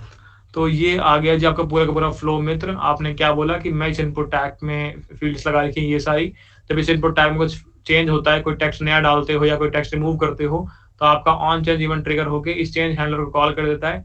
ये चेंज हैंडलर क्या करता है? इस फॉर्म डेटा के अंदर एक नई वैल्यू डाल देता है। जब इस फॉर्म डेटा के अंदर कोई नई वैल्यू डलती है तो ये पूरा का पूरा यूआई जो आपने यहाँ पर ये पूरा यूआई लिखा है, ये पूरा का पूरा यूआई री रेंडर होता है। और जब ये री रेंडर होने आया तो आपने क्या बोल दिया? वैल्यू को इस पर्टिकुलर चीज से इनिशियलाइज कर देना। क्या ये बात समझ में आती है? क्या ये बात समझ में आती है मित्र? यस और नो? बढ़िया, इतनी ही कहानी है, इतनी ही कहानी है। ठीक है, अब धीरे धीरे अब हम चलेंगे फटाफट हमारे अगले पार्ट के अंदर। ठीक है जी, इतना हमने समझ लिया है, थोड़ा सा और आगे बढ़ते हैं। अब हमारा अगला टास्क क्या है कि हमें एक टेक्स्ट एरिया ऐड करना है हमारे इस यूआई के अंदर जो हमने यहाँ पर क्रिएट किया है। ठीक है जी, अभी तक हमें क्या दिख रहा है कि हमने यहाँ पर ये कुछ फील्ड्स बना रखी है, जहाँ पे एक फर्स्ट नेम की फील्ड है, एक लास्ट नेम की फील्ड है, एक ईमेल की फील्ड है। हमने बोला कि हमें यहाँ पर एक टेक्स्ट एरिया भी ऐड करना है, ठीक है। अलग से सीखते जा रहे हैं सब कुछ चीजें अभी, ठीक है। जैसे जैसे आगे बढ़ेंगे, एक फुल तुम्हें होमवर्क भी दूंगा मैं करने के लिए, फॉर्म क्रिएट करने के लिए। फॉर्म क्रिएट करके उसमें थोड़ी सी और अंडरस्टैंडिंग से मिलेगी कि भाई चीजें कैसे इंप्लीमेंट करेंगे हम, ठीक है। जी बहुत बढ़िया। अब मुझे यहाँ पर इस ईमेल के बाद एक टेक्स्ट एरिया क्रिएट करना है। किसी को याद है टेक्स्ट एरिया के लिए कौन सा टैग होता है? किसी को पता है टेक्स्ट एरिया के लिए कौन सा टैग होता है? भैया टेक्स्ट एरिया के लिए टेक्स्ट एरिया वाला टैग ही होता है। मैंने कहा चलो ठीक है, आधा कोड करते हैं। तो हम गए यहाँ पे और हमने बोला कि एक टेक्स्ट एरिया मांगता है भाई अपने को, तो हम गए सिंपल, कोई बात नहीं, टेक्स्ट एरिया बना देते हैं, क्या होगा। हमने बोला कि इनपुट टैग का यूज करेंगे। इनपुट टैग का नहीं यूज करेंगे भैया, टेक्स्ट एरिया का यूज करेंगे। तो हमने टेक्स्ट एरिया का यूज कर लिया और इस टेक्स्ट एरिया के लिए हमने प्रॉपर्टी सेट करनी शुरू करी। क्या यहाँ मुझे बताने की जरूरत है कि इसके अंदर इनपुट टाइप जो होगा वो टेक्स्ट टाइप का होगा? अरे ऑलरेडी नाम इसका टेक्स्ट एरिया यार, तो इसमें क्या बताऊंगा मैं इनपुट टेक्स्ट टाइप का होगा, तो बेवकूफी लगेगी सुनने में, ठीक है। तो प्लेस होल्डर डाल देते हैं इसके अंदर। हमने बोला प्लेस होल्डर में लिख देते हैं कि भाई इसके अंदर कमेंट्स आपकी आने वाली हैं, एंटर योर कमेंट्स हियर। हमने यहाँ बोल दिया कमेंट्स आने वाली है। ऑन चेंज पे क्या करोगे भैया? आगे वही सेम चीज यहाँ पे पहले से कर रखी है, चेंज हैंडलर कॉल कर देंगे, ठीक है। और यहाँ पे नेम मैंने इसका ऐड कर दिया। भैया नेम आपने कमेंट डालनी ना यहाँ पे, तो ऐसा करो पहले यहाँ पे कमेंट का तुम की वैल्यू पेयर बना के आओ। तुमने बोला यहाँ पे कमेंट्स और ये तुमने इसको एम्प्टी सेट कर दिया अभी के लिए, इसको कॉपी कर लो और तुमने बोल दिया जी इस वाले टेक्स्ट एरिया का नाम जो है वो कमेंट है। बहुत बढ़िया। इसकी वैल्यू को अपडेट करो स्टेट मेंटेन करने के लिए। तुमने बोला जी फॉर्म डेटा के अंदर जो कमेंट पड़ा हुआ है उसको। बहुत बढ़िया। तो ये सारों के सारों चीजें तुमने यहाँ पे बता दी और आई थिंक हमने कोड बहुत जेनरिक लिखा हुआ है तो चलना चाहिए इसके लिए। तो जब भी टेक्स्ट एरिया के अंदर कोई भी वैल्यू अपडेट होगी आप कॉल करोगे चेंज हैंडलर को और चेंज हैंडलर क्या करेगा? फॉर्म डेटा के अंदर आपकी उस पर्टिकुलर वैल्यू को ऐड कर देगा। बहुत बढ़िया, बहुत बढ़िया। चेक करते हैं भाई, आ जाओ। चलो आ जाओ फटाफट। हम यहाँ पे गए, हमने बोला जी इंस्पेक्ट कराओ फटाफट कंसोल। हमने बोला बंद करो इसको। हमने यहाँ पे लिखा जी लव। बहुत बढ़िया। लिखा बब्बर। बहुत बढ़िया। Email bubber3@gmail.com। कमेंट्स, क्या हाल चाल मित्रों। अब चेक करते हैं लेटेस्ट ऑब्जेक्ट जो प्रिंट हुआ उसमें क्या वैल्यूज आई हैं। भैया फर्स्ट नेम में लव आ रहा है, लास्ट नेम में बब्बर आ रहा है, ईमेल सही आ रहा है और कमेंट भी सही आ रही है। तो क्या हम सक्सेसफुल हुए हमारे टास्क के अंदर? क्या हम सक्सेसफुल हुए हमारे टास्क के अंदर? हाँ भैया, हाँ बिल्कुल हुए। जो हम चाहते थे टेक्स्ट एरिया ऐड करना चाहते थे वो टेक्स्ट एरिया हमने यहाँ पर ऐड कर लिया है, तो हम बिल्कुल सक्सेसफुल हुए हमारे टास्क के अंदर, ठीक है। तो ये पहला टास्क हमारा डन हो गया। अब हम चलेंगे हमारे अगले टास्क की तरफ, ठीक है। अगला टास्क क्या है हमारा? अगला टास्क है मुझे चेक बॉक्सेस यहाँ पर ऐड करने हैं, चेक बॉक्स ऐड करने हैं, राइट। अगेन यहाँ पर अगर तुम्हें कहीं भी डिफिकल्टी फील होती है कि यार ये चीज कैसे हुई, ये चीज कैसे हुई, यहाँ ब्रैकेट क्यों लगा, यहाँ ब्रैकेट क्यों नहीं लगा, यहाँ स्क्वायर ब्रैकेट लगा है, यहाँ कर्ली ब्रैकेट लगा है, यहाँ राउंडेड ब्रैकेट लगा है, तो वो सारी चीजें प्रैक्टिस से आती है। भाई अगर मैं तो भूल जाता हूँ, आपने जैसे ये चीज बताई कोड के अंदर कि यहाँ पे स्क्वायर ब्रैकेट लगेंगे, मैं तो भूल जाता हूँ। मैंने कहा कोई भी इंटरेस्टेड नहीं है आपको देखने में कि आपको सिंटैक्स कितना याद है, ऐसा स्पेसिफिक सिंटैक्स, कोई बात नहीं, नेट से देख लेना, इंटरनेट का यूज कर लेना। अगर फंस जाओ तो कोई भी दिक्कत नहीं है, डेवलपमेंट है, डीएसए नहीं है। गूगल कर लो, कुछ नहीं जाएगा गूगल करने में, ठीक है। मेजर लॉजिक तुम्हें क्रिएट करना आना चाहिए, सिंटैक्स इतना कोई बात नहीं, मतलब डीएसए के अंदर सिंटैक्स पता होना चाहिए कि तुम्हें कोड करके प्रॉब्लम सॉल्व करनी है वहां पर यहाँ पे अगर फंस जाओ डेव में तो तुम गूगल यूज कर सकते हो भाई, गूगल यूज कर सकते हो, कोई दिक्कत नहीं है। बाकी जितनी प्रैक्टिस करते जाओगे तुम्हें सिंटैक्स बिल्कुल ऐसा ब्रेन में घुस जाएगा। अभी तो पहली बार देखा ना तो थोड़ा डर लगेगा, पर प्रैक्टिस जितनी ज्यादा करोगे तुम्हें सिंटैक्स से समझ में आ जाएगा। नहीं तो गूगल तो है ही यार, इंटरनेट का यूज कर ही सकते हो, डेवलपमेंट है ही। क्या बात समझ में आती है?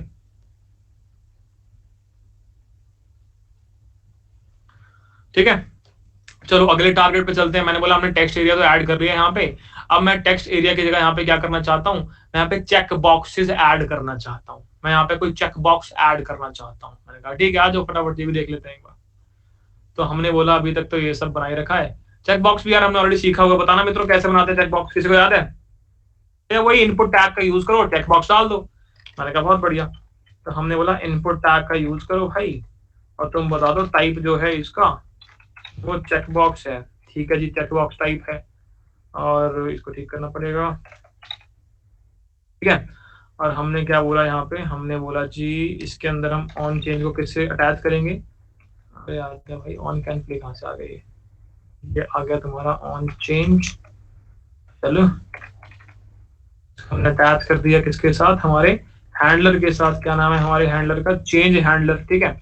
और इसका मैंने एक नाम रख दिया, इसका एक नाम रख दिया मैंने, इस इनपुट का एक नाम रख दिया मैंने ना भाई। क्या नाम रखो भाई, इस चेक बॉक्स का क्या नाम रखो, बताना एक बार क्या नाम रखा जाए इसका। या जो भी नाम रखोगे, जैसे यहाँ पे कमेंट्स रखा हुआ है, तो जो भी नाम यहाँ पे रखोगे वो ऊपर आपको अपडेट करना पड़ेगा, वो आपको ऊपर अपडेट करना पड़ेगा यहाँ पर इस वाले ऑब्जेक्ट के अंदर। तो मैंने पूछा आपसे क्या नाम रखें, तो हमने बोला इज विजिबल, ऐसा कोई चेक बॉक्सेस मैंने रख दिया। इसको मैंने बोलते स्टार्टिंग में ट्रू से इनिशियलाइज कर दिया मैंने इसको, ठीक है। तो स्टार्टिंग में इज विजिबल को मैंने ट्रू से इनिशियलाइज कर दिया। हम गए यहाँ पे और हमने बोला नेम को इज विजिबल कर दो, बहुत बढ़िया। तो नेम हमने इज विजिबल कर दिया। अब और सोचते हैं और क्या करना चाहिए। इतना करने से क्या हो रहा है, हमने चेक बॉक्स ऐड कर दिया, टाइप सब ये बता दिया, क्लिक करने से ये होता है, और नेम इज विजिबल कर दिया। चलो समझते हैं इससे क्या हो रहा है, कुछ हुआ क्या, फर्क पड़ेगा कैसे यूआई पे, क्या हुआ। चेक बॉक्स तो विजिबल ही नहीं हो रहा भैया, दिख ही नहीं रहा है कुछ मेरे को। तो किसी को चेक बॉक्स दिख रहा है क्या भाई, दिख गया रिलोड करने से दिख गया। तो ये तुम्हारा चेक बॉक्स आ गया, इसमें मैं क्लिक कर रहा हूँ तो ऐसे ये टिक अनटिक हो रहा है। एक लेबल मुझे और ऐड करना पड़ेगा इसके अंदर। मैंने क्या किया यहाँ पर कल, तो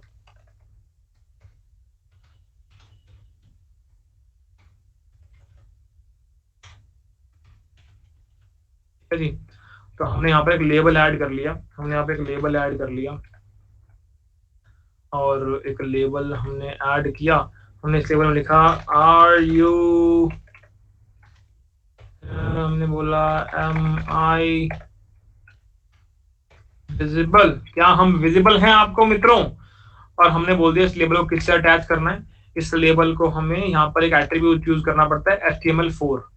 तो HTML4 हमें यहाँ पे एक एट्रीब्यूट यूज करना पड़ेगा, और हम बोलेंगे भाई इसको अटैच कर दो इसके साथ। फिर आईडी हमें यहाँ पे क्रिएट करनी पड़ेगी, मतलब HTML4 एट्रीब्यूट को अटैच कर दो इज विजिबल के साथ। तो ये लेबल तुम्हारा अटैच हो जाएगा इस वाले इनपुट टैग के साथ। अब देखते हैं क्या हुआ। अटैच होने का मतलब क्या है भैया, अभी समझ में आएगा। मैंने टिक किया, चल रहा है बढ़िया।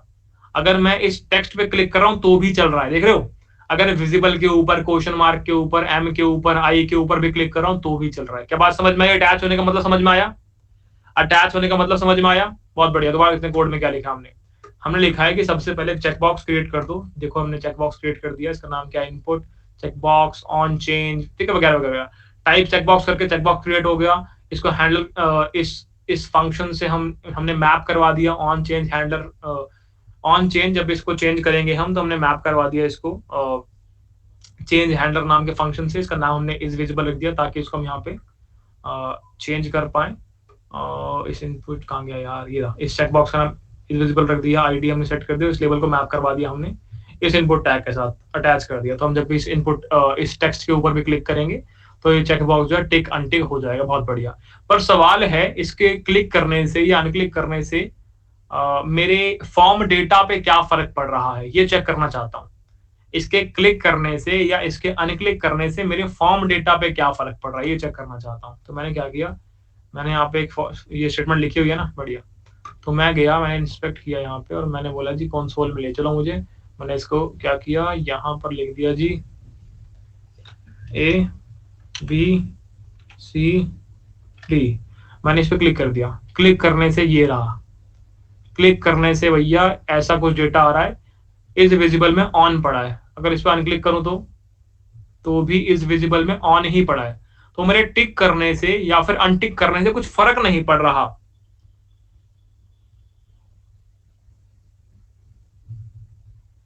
तो मेरे टिक या अनटिक करने से कोई फर्क नहीं पड़ रहा। क्या बात समझ में आती है, क्या बात समझ में आती है, बहुत बढ़िया, ठीक है। तो इसको ठीक करना पड़ेगा, इसको ठीक करना पड़ेगा, कुछ फर्क क्यों नहीं पड़ा, यानी मैंने लॉजिक डिफाइन नहीं कर रखा। तो हमने बोला कि यार जब भी मैं इस पे क्लिक करता हूं या अनटिक करता हूं तो चेंज हैंडलर कॉल होता है। चेंज हैंडलर के अंदर चलते हैं, चेंज हैंडलर के अंदर चलते हैं। यहाँ पर हम ये कोड देख पा रहे हैं, इसके अंदर मुझे कुछ चेंज करना पड़ेगा, इस हैंडलर के अंदर मुझे चेंज करना पड़ेगा। बच्चा बता सकता है क्या चेंज करना चाहिए मुझे इसके अंदर, कोई बच्चा बता सकता है कि मुझे क्या चेंज करना पड़ेगा? जल्दी से बता दो। एक चीज का ध्यान रखना, जैसे नॉर्मल केस के अंदर तुम वैल्यूज निकाल पा रहे हो ना, तुम्हारा अगर टेक्स्ट एरिया था, तुम्हारी अगर नॉर्मल टेक्स्ट फील्ड थी, तो उसमें तुम वैल्यू वाली फील्ड से तुम निकाल पा रहे थे जो भी डेटा उसके अंदर पड़ा हुआ, यस और नो, यस और नो। पर यहां पर अगर तुम चेक बॉक्स का यूज कर रहे हो, यहां पर तुम वैल्यू फील्ड का यूज नहीं करते, यहां पर तुम किस फील्ड का यूज करते हो? चेकड, चेकड नाम की फील्ड का यूज करते हो निकालने के लिए कि भाई आपका पर्टिकुलर चेक बॉक्स जो है वो चेकड है कि नहीं है। तो चेकड नाम की फील्ड का आप यूज करते हो। तो फटाफट अपडेट कर लेते हैं इसको। तो हमने क्या बोला कि ये है मेरा जी चेक बॉक्स, और इस चेक बॉक्स के अंदर आपने क्या बोला हुआ है कि भाई साहब इस चेक बॉक्स के अंदर वैल्यू की जगह मैं किसको यूज करूंगा? चेकड वाली फील्ड को यूज करूंगा। और चेकड वाली फील्ड के अंदर क्या डेटा पड़ा होगा? जो भी मेरा फॉर्म डेटा है ना, उसमें एक फ्लैग हम रखा हुआ है इज विजिबल नाम का। तो जो भी इज विजिबल के अंदर डेटा होगा वो सारा का सारा आपका इसके अंदर आ जाएगा। क्या बात समझ में आती है? तो form data dot is visible, यानी कि ये वाली जो फील्ड है इसके अंदर स्टार्टिंग में ट्रू पड़ा हुआ है, तो स्टार्टिंग में आपके इस चेक्ड के अंदर क्या आ जाएगा? स्टार्टिंग में इस चेक्ड के अंदर ट्रू आ जाएगा। इन शॉर्ट अगर मैं इसको रेंडर करूं तो मेरा चेकबॉक्स स्टार्टिंग में टिक होना चाहिए अपने आप। चेक करते हैं, मैंने इसको रीलोड किया, क्या अपने आप टिक हो रहा है पहले से? यस और नो। क्या अपने आप टिक हो रहा है पहले से? यस और नो। चेक करते हैं। अगर मैं इस लाइन को हटाता हूं तो कुछ फर्क पड़ेगा? देखते हैं। अगर मैं इस लाइन को हटा दूं, मैंने इसे हटा दिया, अब देखते हैं। अगर अब मैं रीलोड करूं तो चेक्ड नहीं आ रहा, पहले से चेक्ड नहीं है, ये तो अनटिक आ रहा है, ठीक है। और अगर मैं इस लाइन को यहां पर रख दूं तो क्या हो रहा है? अब ये चेक्ड आएगा। तो अब अगर मैं इसको रीलोड करूं, देखो चेक्ड आ रहा है। फर्क समझ पा रहे हो? फर्क समझ पा रहे हो? तुमने यहां बेसिकली क्या कर दिया, तुमने बोला इस चेक बॉक्स को तुम स्टार्टिंग में चेक्ड वाली वैल्यू के अंदर, चेक्ड वाली की के अंदर ये वाली वैल्यू डालो, और ये वाली वैल्यू तुमने स्टार्टिंग में क्या करी हुई है?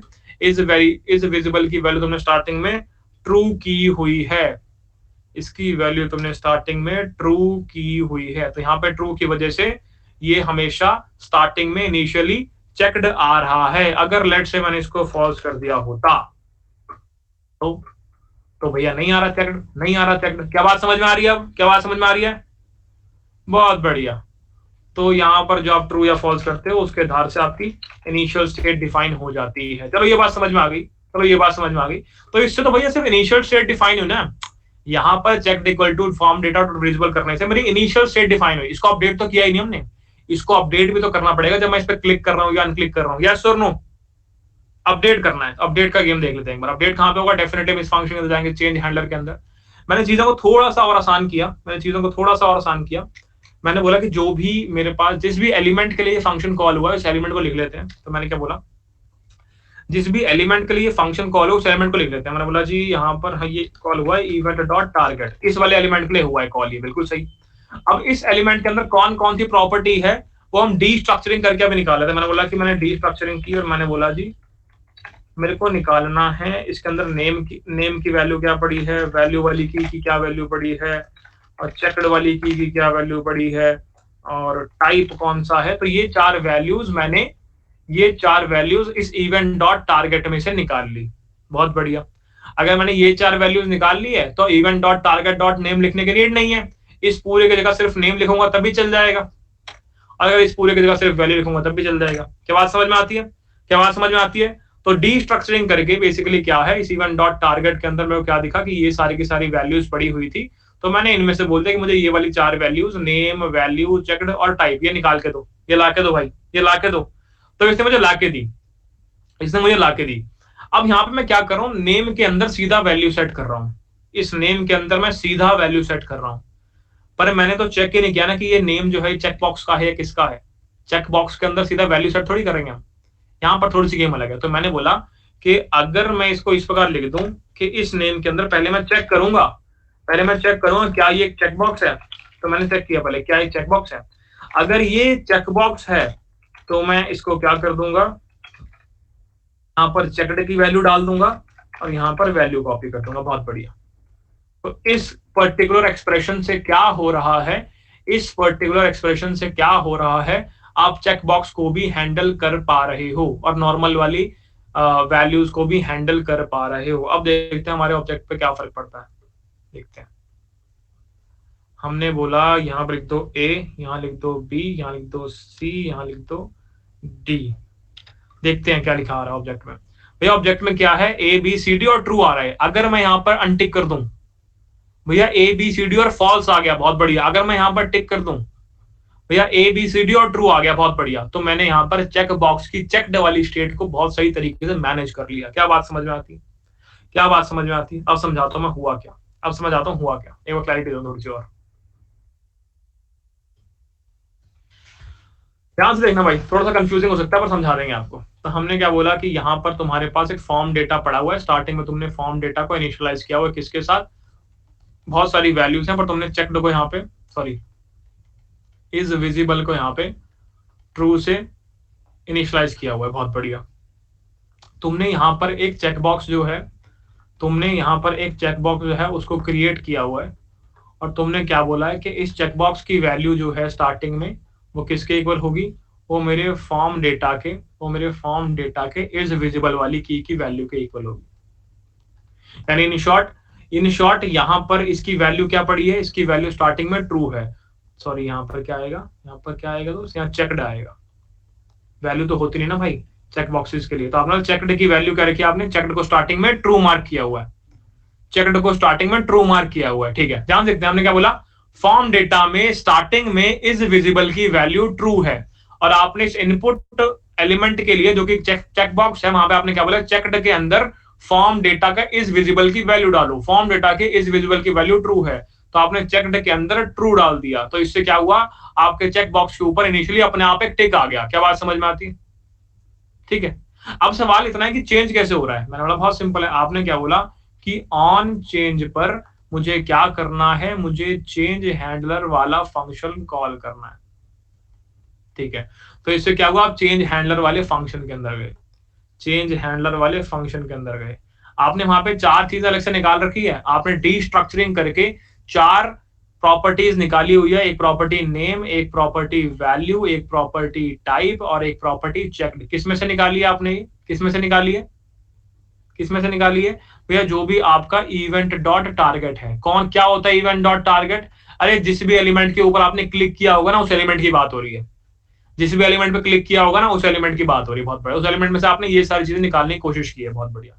तो आपने सिंपल सी एक बात इसके अंदर बोली कि भाई साहब सुनो, यहां पर मैं event dot target dot name, इसकी वैल्यू में पता है क्या डालूंगा, इसकी वैल्यू में मैं क्या डालूंगा, पहले मैं चेक करूंगा कि भाई कहीं तुम चेकबॉक्स तो नहीं हो, कहीं तुम चेकबॉक्स तो नहीं हो। अगर वो चेकबॉक्स निकला, अगर वो चेकबॉक्स निकला तो मैं यहां पर इस चेक्ड की वैल्यू को जो मैंने यहां पर सेट करी थी, इस चेक्ड की वैल्यू को डाल दूंगा। अगर वो चेकबॉक्स नहीं निकला तो यानी वो एक नॉर्मल वेरिएबल था, तो नॉर्मल वेरिएबल के केस में मैं क्या डाल दूंगा, मैं जो भी मेरा event dot target dot value था उसको डाल दूंगा। क्या बात समझ में आ रही है भैया? Event dot target dot name क्या होगा आपके चेकबॉक्स वाले केस के अंदर, मैंने कहा यहां पर नेम क्या सेट किया तुमने भैया, यहां पर नेम हमने इज विजिबल सेट किया था, तो इसका मतलब तुम चेक बॉक्स के केस में इज विजिबल की वैल्यू यहां से डाल रहे हो। क्या बात समझ में आई? तो तुम जब भी टिक या अनटिक करते हो बेसिकली तुम यहां से इस वैल्यू को अपडेट करते हो, इज विजिबल वाली को, और इस विजिबल वाली वैल्यू अपडेट हो गई तो तुम्हारा यूआई री-रेंडर होगा, तुम्हारा यूआई री-रेंडर होगा, और री-रेंडर होने की वजह तुम्हारी ये वाली वैल्यू अपडेट हो जाएगी, जो हमने भी सीखा। बड़ा प्यारी गेम है, ग्राफ बन रहा है बहुत प्यारा, मजा आ जाएगा समझने पे आओगे तो, बहुत प्यारा ग्राफ बनेगा इसमें, ध्यान से देखो, मुझे बड़ा मजा आता है देख के। तो क्या हुआ यहाँ पे, तुमने अगर देखो स्टार्टिंग देखना बड़ा मजा आएगा, ठीक है, ध्यान देखो। तुमने सबसे पहले स्टार्टिंग में इज विजिबल को ट्रू किया हुआ, यस और नो, यस और नो, इज विजिबल को हमने हार्ड कोड करके ट्रू कर दिया, इसको ट्रू कर दिया तो क्या हुआ, हमारे इस चेक्ड की वैल्यू ट्रू हो गई, इस चेक्ड की वैल्यू ट्रू हो गई। अब अगर मैं यूआई पर चेक बॉक्स पे टिक या अनटिक करता हूं तो क्या होता है, मैं चेंज हैंडलर पे जाता हूं, चेंज हैंडलर में मैंने सारी की सारी वैल्यूज निकाल ली, नेम वैल्यू टाइप चेक्ड, किसकी वैल्यू है, जिस भी एलिमेंट में मैंने क्लिक किया उन सबकी वैल्यूज निकाल ली, ठीक है। मैंने बोला event dot target dot name, यानी जब भी मैं इस चेकबॉक्स पे क्लिक करूंगा चेक ये चेंज हैंडलर कॉल होगा और मैं इस वैल्यू को अपडेट कर रहा हूँ। चेकबॉक्स पे क्लिक होने से हैंडलर कॉल होगा और हैंडलर तुम्हारी इज विजिबल वैल्यू को अपडेट कर रहा होगा, तो ये फॉर्म डेटा के अंदर ध्यान देखो, चेकबॉक्स पे क्लिक करने से चेंज हैंडलर कॉल होगा, वो तुम्हारी इस विजिबल वाली वैल्यू को अपडेट कर रहा होगा। अगर ये इज विजिबल वाली वैल्यू अपडेट हो गई इसका मतलब फॉर्म डेटा अपडेट हो गया, ये फॉर्म डेटा अपडेट हो गया, फॉर्म डेटा एक यूज स्टेट वाला वेरिएबल था, तो तुम्हारा री रेंडर होगा तो वापस ये वाला एलिमेंट रेंडर होगा, वापस रेंडर होगा तो चेक्ड के अंदर क्या वैल्यू आएगी, चेक्ड के अंदर form data dot is visible इसकी वैल्यू आ जाएगी। बस बहुत प्यारी गेम है दोस्त, तुम जब तक इसको अपनी नोटबुक के ऊपर बना के नहीं देखोगे क्या चल रहा है तब समझ में आएगा। वाई चेकिंग, अरे चेकिंग इसलिए हो रही है, नॉर्मल केस के अंदर तुम क्या कर रहे थे यहाँ पर, नॉर्मल केस के अंदर तुम यहाँ पे क्या कर रहे थे मित्र, क्या कर रहे थे, क्या कर रहे थे, क्या कर रहे थे, नॉर्मल केस के अंदर तुम यहाँ पे हर किसी के अंदर वैल्यू सेट कर रहे थे। जब तक चेकबॉक्स नहीं आया था तब तक तुम यहाँ पे वैल्यू रिटर्न कर रहे थे ना भाई, कि वैल्यू सेट कर दो, वैल्यू सेट कर दो। पर चेकबॉक्स में तो वैल्यू नाम का कुछ है ही नहीं ना भाई, चेकबॉक्स में तो वैल्यू है ही नहीं, नेम है, टाइप है, ऑन चेंज है और चेक्ड है। तो वैल्यू की जगह आपके चेक बॉक्स के अंदर चेक्ड नाम की एक फील्ड है, दैट्स वाई यहाँ पे हम चेकिंग कर रहे हैं कि चेक बॉक्स की बात हो रही है कोई और फील्ड है। ठीक है, एक बार रिपीट करना इस पोर्शन को वीडियो में से और अच्छे से भी समझ आएगा तुम्हें इससे। ठीक है, तो यहाँ पर तुमने सीखा कि ये चेक बॉक्सेस किस प्रकार हैंडल हम करते हैं, रेडियो बटन बनाएंगे भी, चिंता मत करो भाई। यहाँ पर हम सीखा कि हम चेक बॉक्स को किस प्रकार से हैंडल कर सकते हैं, कैसे उसके टिक या अनटिक के ऊपर हम एक्शंस ले सकते हैं। क्या हमें ये क्लैरिटी मिली मेरे मित्रों, क्या हमें थोड़ी सी क्लैरिटी मिली मेरे मित्रों, जल्दी से बता दो फटाफट, जल्दी से बता दो, जल्दी से फटाफट फटाफट फटाफट। हाँ हाँ हाँ हाँ 80%, very good, 80% is a good number. तो अब रेडियो बटन, अगला टास्क हमारा रेडियो बटन ऐड करना इस फॉर्म के अंदर। ठीक है, तो शुरू करें कोड करना, शुरू करें। देखो भाई मैं सिंपल से एक बात बोलूंगा और इसको ध्यान से फॉलो कर लेना कि जितनी भी तुम्हारी रिएक्ट की क्लासेस में ले रहा हूँ तो मैं एटलीस्ट हर क्लास को 2 बार देखना ही पड़ेगा, चांस ही नहीं है तुम्हें पहली बार में समझ में आ जाए। अब वो बात रहेगा तुम अलग से नए बैंकर लेवल पढ़ाकू आदमी हो, पर चांस बहुत कम है कि तुम्हें समझ में आ जाए पहली बार के अंदर। क्या बात समझ में आती है, 2 बार तो देखना ही पड़ेगा, चॉइस ही नहीं है तुम्हारे पास, चॉइस ही नहीं है, देखना पड़ेगा। चलो कोड की तरफ चलते हैं, रेडियो बटन सेट करते हैं। यहाँ पे रेडियो बटन कौन से टैग से आएगा भाई, रेडियो बटन कौन से टैग से आएगा, चलो देखते हैं, आ जाओ। तो हम गए यहाँ पे और हमने क्या बोला कि भाई साहब सुनो, अपने को चाहिए रेडियो बटन।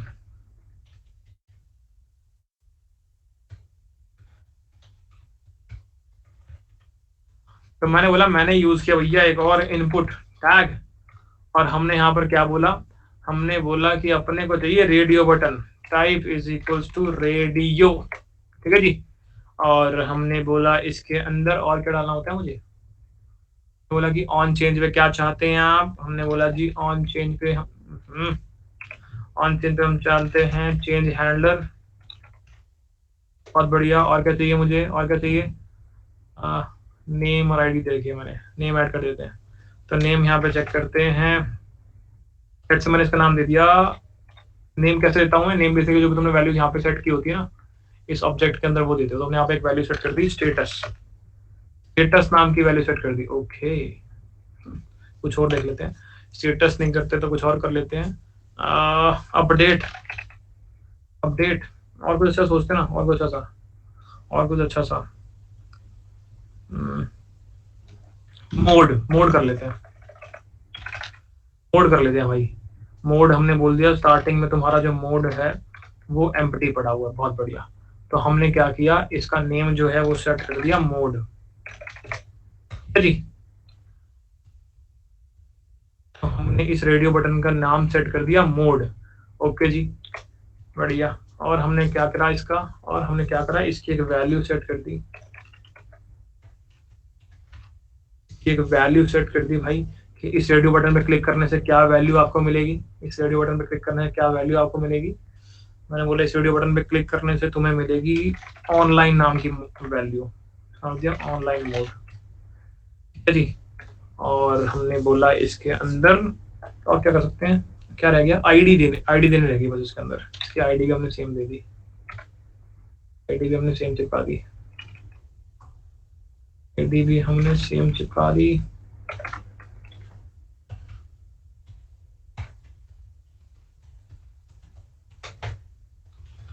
पर हमने यहाँ पर क्या बोला कि इसके ऊपर चेक्ड वाली गेम चलानी पड़ेगी मुझे।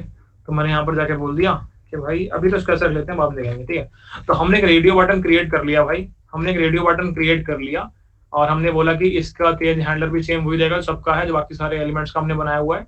इसका नाम रख दो तो मोड, ठीक है, इस रेडियो बटन का नाम मोड हो गया। और इसके अंदर क्या वैल्यू पड़ी है, इसकी वैल्यू पड़ी है ऑनलाइन मोड, और इसकी आईडी क्या है, इसकी आईडी हमने ऑनलाइन मोड कर ली। क्या इतनी बात समझ में आती है, क्या इतनी बात समझ में आती है? इसके लिए भी हम एक लेबल सेट कर लेते हैं। इसके लिए भी हमने एक लेबल सेट कर लिया। लेबल के अंदर हमने क्या बोला, किसके लिए तुम बना रहे हो लेबल? HTML4 हमने बोला ये हम बना रहे हैं हमारे ऑनलाइन मोड के लिए, और ये लेबल बन गया जी, बहुत बढ़िया। UI में देखते हैं क्या हो रहा है, तो रीलोड करो बेटा, तो ये तुम्हारा रेडियो बटन आ गया जी, रेडियो बटन आ गया। और एक गड़बड़ है, ये रेडियो बटन का टेक्स्ट कहाँ चला है? ये रेडियो बटन का टेक्स्ट क्यों नहीं आ रहा भाई? टेक्स्ट लिखा नहीं भैया आपने, तो हमने यहाँ क्या लिख दिया, ऑनलाइन मोड। तो इस प्रकार हमने ये रेडियो बटन बना लिया। तो रीलोड करते हैं, स्टार्टिंग से सिलेक्टेड ही आ रहा है। अच्छा पहले अनटिक आ रहा है, और आप टिक अनटिक, अच्छा टिक कर पा रहे हो, अनटिक नहीं कर पा रहे हो। अनटिक क्यों नहीं कर पा रहा भाई मैं? अनटिक क्यों नहीं कर पा रहा? अनटिक क्यों नहीं कर पा रहा मैं? भैया रेडियो बटन के अंदर क्या होता है, मल्टीपल रेडियो बटन के अंदर आप एक सिलेक्ट कर पाते हो, ठीक है? अनटिक उनटिक नहीं होता इसके अंदर, ठीक है? लेट्स से मैं 2 रेडियो बटन बनाता तब क्या होता? अगर मैं 2 रेडियो बटन बनाता तब क्या होता? तब अगर ये एक बड़ी प्यारी सी सिंपल सी प्रॉब्लम है, अगर आप रेडियो बटन कभी क्रिएट कर रखा तो आपको इसका आंसर पता होगा। लेट्स से मैंने 2 रेडियो बटन बना दिए, और अभी नॉर्मल वे में जैसे हम बना रहे हैं वैसे बना रहे हैं, और आपने उनकी नेम वाली चीज सेट नहीं की, आपने आईडी सेट नहीं की उनके लिए, आपने दोनों पे क्लिक कर दिया। क्या दोनों पे टिक हो जाएगा? क्या दोनों पे टिक हो जाएगा? हो जाएगा दोनों पे टिक। दोनों पे टिक कैसे हटाओगे फिर? अगर आप चाहते हो सिर्फ एक पे टिक हो, तो एक पे टिक कैसे रहता है? सेम नेम आपको रखना पड़ता है, राइट?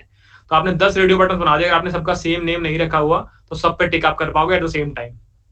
तो अगर आप सेम नेम रख लेते हो तो आप एक पे टिक कर पाओगे। सही कह रहा हूँ गलत कह रहा हूँ? सही कह रहा हूँ गलत कह रहा हूँ?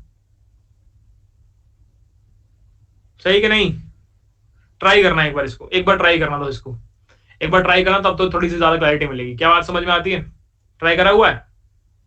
वेरी गुड, बहुत बढ़िया। तो इतना समझ में आया, इतना समझ में आया, इतना समझ में आया। यहाँ पे क्या करते हैं, यहाँ पे क्या करते हैं, एक बार क्रिएट करके देख लेते हैं इसको, रेडियो बटन को। तो हमने क्या किया, यहाँ पे एक बार रेडियो बटन क्लिक कर लिया, इसका नाम हमने क्या रख दिया, ऑफलाइन मोड।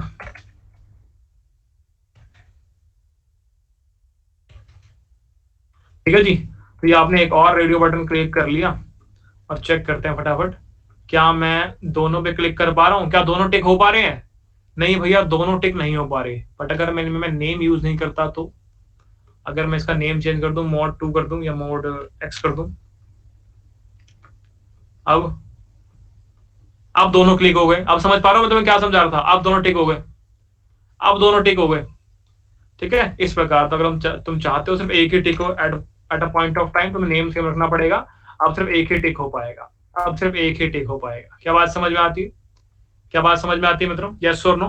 तो ये चीज आपको समझा रहे थे किस प्रकार से आप रेडियो बटन को हैंडल कर सकते हैं। यहाँ पे एक गड़बड़ है, यहाँ पर एक कैच है भाई, यहाँ पर एक कैच है, यहाँ पर एक बहुत प्यारा सा कैच है। यहाँ पर भैया आपने चेक्ड वाली वैल्यू यूज नहीं करी, चेक्ड वाली वैल्यू यूज नहीं करी आपने। यहाँ पे जैसे चेक बॉक्स के अंदर यूज की थी ना, चेक बॉक्स के अंदर यूज की थी आपने चेक्ड वाली वैल्यू, कि भाई form data dot is visible,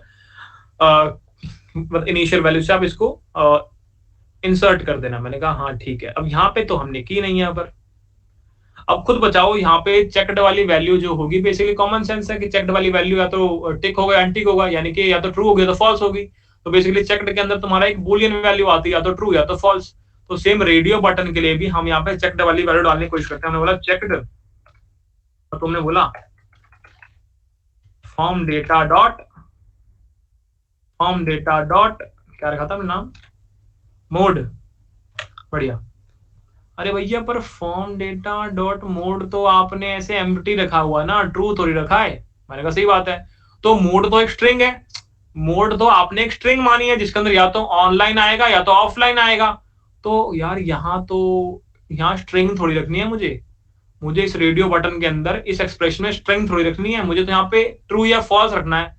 तो मैंने यहाँ पे ट्रू या फॉल्स के इसको कन्वर्ट कर लिया कि भाई चेक करो क्या मेरा मोड इक्वल है ऑनलाइन मोड के। मित्रों अगर मेरा मोड ऑनलाइन मोड के इक्वल है तो इसके चेक्ड की वैल्यू को ट्रू रख देना। सेम फॉर दिस, आपने बोला अगर मेरा मोड मेरी ऑफलाइन वैल्यू के इक्वल है तो इस वाली को चेक्ड रख देना। तो तुमने चेक्ड को इस प्रकार से अलग तरीके से हैंडल करना है। इस बात को मेक श्योर करना कि बिल्कुल भी ना भूलो, इसको भूलते ही तुम्हारे रेडियो बटन की ऐसी की तैसी हो जाएगी। क्या बात समझ में आती है मित्र? यस और नो बताओ। एक बार ट्राई करते हैं इसको, हम इंस्पेक्ट करते हैं।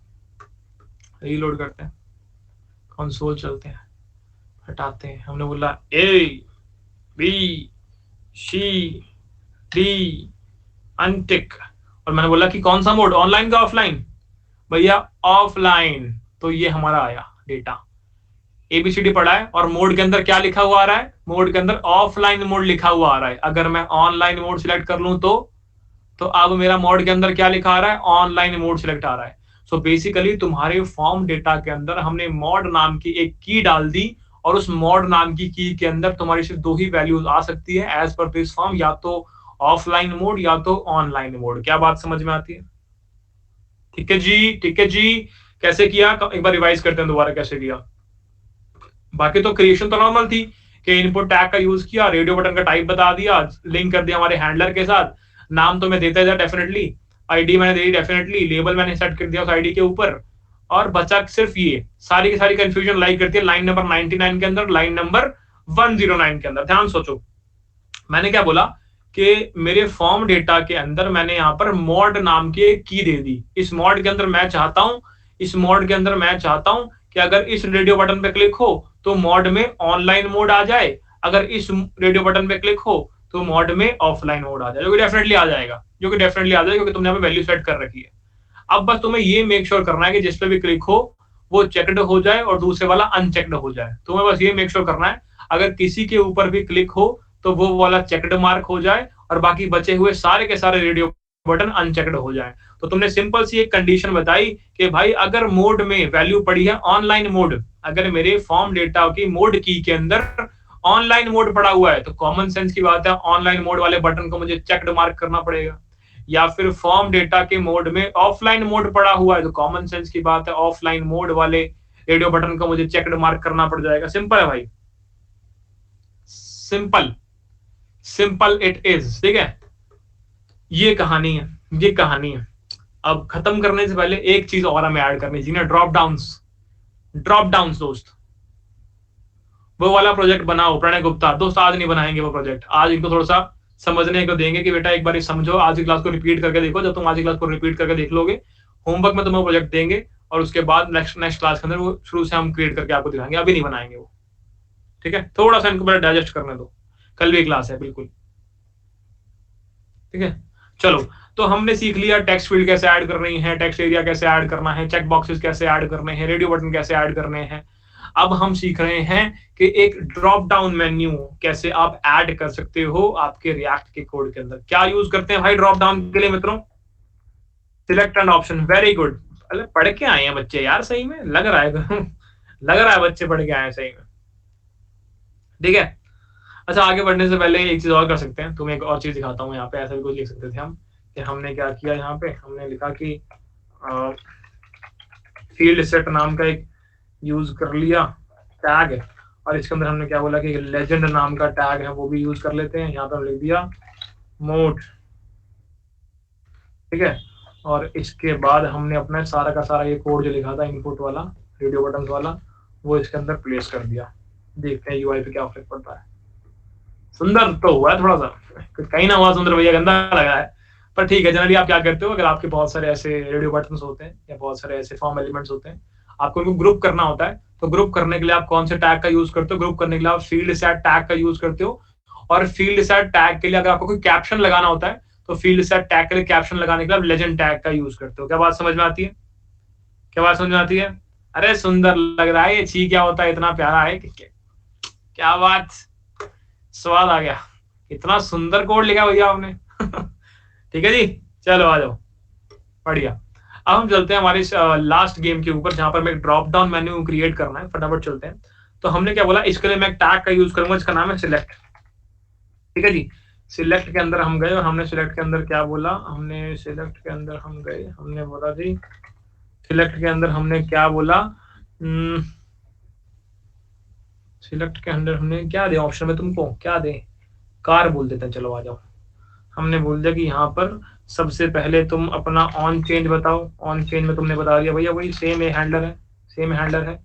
और इसके बाद तुमने बोला कि नाम, नाम तुम्हारा हो गया, कहाँ से मिलेगा नाम भैया? नाम आपको ऊपर से मिलेगा, यहाँ से नाम आपको यहाँ पहले ऐड करना पड़ेगा। तो मैंने बोला जी आपकी फेवरेट कार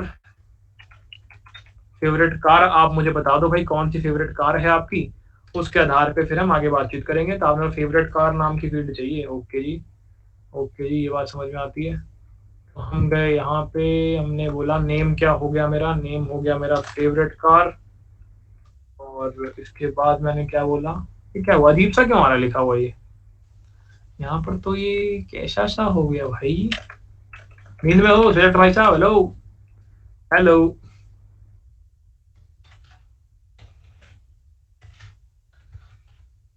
इसका रंग कैसे चेंज नहीं हो रहा भाई, अच्छा ये गलत लिख दिया मैंने मैं वही कहूँ, गलत ये रंग चेंज होना चाहिए भाई साहब। अब ठीक है, अब ठीक है भाई, अब ठीक है, इट इज गुड, बढ़िया। तो तुमने नेम बता दिया, इसका नेम क्या है, तुमने बता दिया कि ऑन चेंज पे क्या करना है, तुमने बता दिया जी आईडी क्या है, आईडी भी सेम रख दी मैंने इसके अंदर, ठीक है जी, okay, sorry guys, favourite car बताई तुमने यहाँ पे, और लास्ट में तुमने बता दिया वैल्यू क्या होनी चाहिए, तुमने बता दिया जी वैल्यू अपने को रखनी है यहाँ पर, जो भी मेरे फॉर्म डेटा से वैल्यू मुझे मिलेगी डॉट फेवरेट कार, बहुत बढ़िया, ये चार चीज तुमने यहाँ बताई, और तुमने यहाँ पे ऑप्शन दे दिए, तुमने यहाँ पे ऑप्शन दे दी भैया, पहले ऑप्शन की वैल्यू हम दे रहे हैं आपको स्कॉर्पियो, स्कॉर्पियो, ठीक है जी, तुमने यहाँ पर लिख दिया स्कॉर्पियो, ठीक है जी, उसके बाद तुमने किया इसको कॉपी, अरे कहाँ गया, copy and paste and paste and paste and paste, तुमने बोला सेकंड गाड़ी फॉर्च्यूनर, ठीक है जी, फॉर्च्यूनर, इसको स्कॉर्पियो कर लो भाई साहब, स्कॉर्पियो, थर्ड गाड़ी कार, ठीक है जी, बढ़िया, अगली गाड़ी लेजेंडर, अगली गाड़ी डिफेंडर, अगली गाड़ी, बस बहुत है, ठीक है जी। तो हमने इस प्रकार से ड्रॉप डाउन क्रिएट कर लिया, हम आपसे पूछ रहे हैं कि आपकी फेवरेट गाड़ी कौन सी है, प्लेसमेंट के बाद आपको गिफ्ट में दे देंगे, ठीक है जी। तो चलो फटाफट चलते हैं हमारे यहाँ पे, हमें क्या दिख रहा है यहाँ पे, रीलोड की नीड है, ये आ गया तुम्हारा ड्रॉप डाउन, इस पे क्लिक करके मैं Scorpio, Fortuner, Thar, Legender, defender कुछ भी सिलेक्ट कर सकता हूँ। क्या बात समझ में आती है मित्र, क्या बात समझ में आती है भाई, लेबल नहीं दिया आपने, मैंने कहा लेबल देना चाहते हो तो फिर अपने आप दे दो भाई, इतना भी मैं ही करूं चलो दे देते लेबल एक बार, मैंने बोला लेबल, और लेबल के अंदर क्या बोला HTML4, किसके लिए देना चाहते हो, या फेवरेट कार के लिए देना चाहते हैं, क्या लिखना चाहते हो, tell me your favourite car, ठीक है जी। हम गए यहाँ पे, इसने पूछा अपनी कार के बारे में बताओ, थोड़ा पहले लिखना चाहिए था हमें शायद, ये हमने इसको यहाँ से हटाया और हमने इसको यहाँ पे लगाया, अब देखते हैं, अब ठीक लग रहा है। तो अपनी कार क्वेश्चन मार्क की नीड नहीं है भैया, सुंदर नहीं लग रहा, बुरा लग रहा बड़ा। अपनी फेवरेट कार के बारे में बताओ, आपने बोला येलो जी, येलो जी, येलो जी, येलो जी, पर सवाल ये है, क्या तुम्हें लगता है कि ये मेरे कंसोल में जो मैं आउटपुट प्रिंट कर रहा हूँ ऑब्जेक्ट, उसके अंदर आ रहा होगा, मैंने कहा आना तो चाहिए, आना तो चाहिए, देखो ऐसी बात नहीं है, यहाँ लिखो A, यहाँ लिखो B, यहाँ लिखो C, यहाँ लिखो D, इसको लिखो ऑफलाइन, इसको लिखो स्कॉर्पियो, देखो सबसे बढ़िया गाड़ी स्कॉर्पियो, तुमने स्कॉर्पियो सिलेक्ट कर लिया। अब चेक करते हैं, तुम बोला कमेंट में आ गया ABCD, स्कॉर्पियो फेवरेट कार में आ गया, ट्रू हो गया विजिबल, और मोड हो गया ऑफलाइन, इसको कर दो ऑनलाइन, इसको कर दो नॉट विजिबल, इसको कर दो फॉर्च्यूनर। अब चेक करो, बढ़िया भैया, फॉल्स आ रहा है विजिबल में, मोड में ऑनलाइन आ रहा है, और गाड़ी में फॉर्च्यूनर आ रहा है, बढ़िया चल रहा है कि नहीं चल रहा भाई, बढ़िया चल रहा है कि नहीं चल रहा, बढ़िया चल रहा है, बिंदास चल रहा है, कोई दिक्कत नहीं है। तो हमने साथ साथ हम ट्रेक साथ साथ हम स्टेट को ट्रैक कर पा रहे हैं, साथ साथ हम स्टेट को ट्रैक कर पा रहे हैं, कोई भी इश्यू नहीं है, साथ साथ हम स्टेट को ट्रैक कर पा रहे हैं हमारे सारे के सारे एलिमेंट्स के लिए, और फॉर्म डेटा के अंदर तुम देख ही पा रहे हो सब कुछ हम सेव करते ही हैं जब भी हम चेंज हैंडलर कॉल करते हैं। क्या बात समझ में आती है, क्या बात समझ में आती है मित्र, यस और नो, यस और नो। तो जो मैंने तुम्हें कहा था रिएक्ट के अंदर कि भाई जब यहाँ पे हम फॉर्म क्रिएट करेंगे तो हमें एक्यूमुलेट करने की नीड नहीं है डेटा को, लेट्स से यहाँ पे एक सबमिट का बटन अब डल जाए और उस पर क्लिक कर दें, तो क्या मुझे डेटा फिर से ढूंढ के लाना पड़ेगा, यार तू दे दे डेटा, तू दे दे, तू दे दे, नहीं, डेटा पड़ा हुआ है, इसको भेजो बस। क्या बात समझ में आती है, अब नहीं लाना मुझे डेटा किससे मांग मांग के, एक्यूमुलेट करने की नीड नहीं है, पहले से करंट डेटा मेरे पास पड़ा हुआ है। क्या बात समझ में आती है, बढ़िया। तो मुझे नीड नहीं है डेटा को मांग कर लाने की। मैं सिंपल सा बोल सकता हूं कि भाई डेटा मेरे पास ऑलरेडी अवेलेबल है और इसको तुम सेंड कर दो जहां भी तुम सेंड करना चाहते हो। शुरू करें, लास्ट स्टेप करते हैं फटाफट इस कोड का। ठीक है, चलो करते हैं, आ जाओ। तो हमने बोला वापस चलते हैं हमारे कोड के अंदर, वापस चलते हैं हमारे कोड के अंदर। ये हमने कोड लिखा हुआ है। हमने बोला कि यहाँ पर इस फॉर्म के अंदर हमने एक बटन डाल दिया, एक फॉर्म में बटन डाल दिया, उसको लिख दिया सबमिट। अच्छा मुझे एक बात बताओ, जब एक फॉर्म के अंदर बटन डलता है, जब एक फॉर्म के अंदर बटन डलता है तो मुझे उसका टाइप अलग से सेंड करने की नीड पड़ती है? देखो एक तरीका तुम्हारे पास पता क्या है, तुम पता क्या करो, तुम ऐसा कर लो, तुम ऐसा कर लो कि इसको हटाओ भी। एक तरीका तुम्हारे पास ये वाला अवेलेबल है, तो तुम क्या करो, इनपुट टैग का यूज कर लो, उसमें बोलो टाइप इक्वल टू सबमिट। ठीक है, इसको सबमिट कर दो, इसको सेंड या सबमिट जो भी है लिख लो। तो इस इनपुट टैग से क्या क्रिएट होता है भाई, इस इनपुट टैग से क्या क्रिएट होता है, इस इनपुट टैग से क्या क्रिएट हुआ, फट गया भैया, ये तो फट गया, ये तो फट गया। इसको कैसे ठीक करें, कहाँ गलती कर दी हमने? अरे इसमें एस छोटा तो नहीं आता कहीं? अरे कहाँ गलती कर दी? आजा आजा input type submit, submit input, इसमें कहाँ गलती कर दी भाई मैंने? इसमें कैसे गलती कर सकता है कोई आदमी? अगर हम फंस जाएंगे तो हम क्या करेंगे मित्रों, हम गूगल करेंगे भाई। सिंगल सिंगल डालने से क्या फर्क पड़ेगा, सही में कुछ फर्क पड़ेगा क्या भाई? तुम्हारी ना लॉजिक अलग ही है। जब मैं भी कॉलेज में था मेरी भी ऐसी घटिया लॉजिक थे, कह रहे एंडल हटा दे, अरे वो प्रिंट कर रहा है इसलिए गलत हो रहा है, तो ढंग का बता दिया करो कभी यार। इनपुट टाइप सबमिट करने से कुछ होता है? एक बार बताओ मुझे, इनपुट टाइप सबमिट करने से क्या होता है, जल्दी से बताओ, जल्दी से बता दो, जल्दी से बता दो। इसको बंद करो, शुरू से लिखते हैं इसको, शायद हमने लिखा ही गलत है, हमने लिख दिया इसके अंदर वैल्यू, इसके अंदर सबमिट लिखते हैं। अब देखते हैं, अब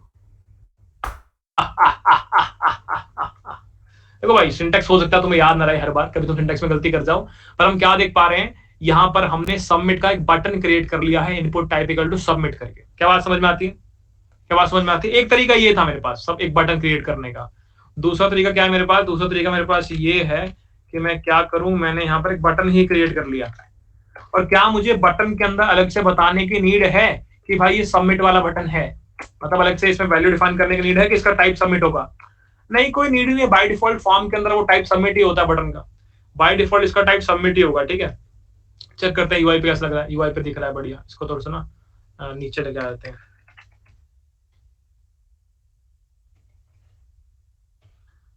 मेरा ना एक्सटेंशन चलते नहीं है, पता नहीं क्यों, बच्चा बताना मेरे को एक्सटेंशन क्यों नहीं चल रहा हमारे इस वीडियो स्टूडियो में।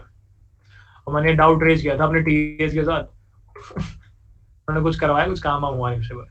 तो सबमिट पे क्लिक हो रहा है, ठीक है, सबमिट पे क्लिक हो रहा है, क्लिक करने से क्या हो रहा है भैया, जो भी डेटा आपने लिखा था, जो भी डेटा आपने लिखा था, डिफॉल्ट बिहेवियर सबमिट का क्या है, वो सब कुछ हटा रहा है सब कुछ। वो मैंने कहा अच्छा सही में क्या, तुमने क्लिक किया उसने सब कुछ हटा दिया,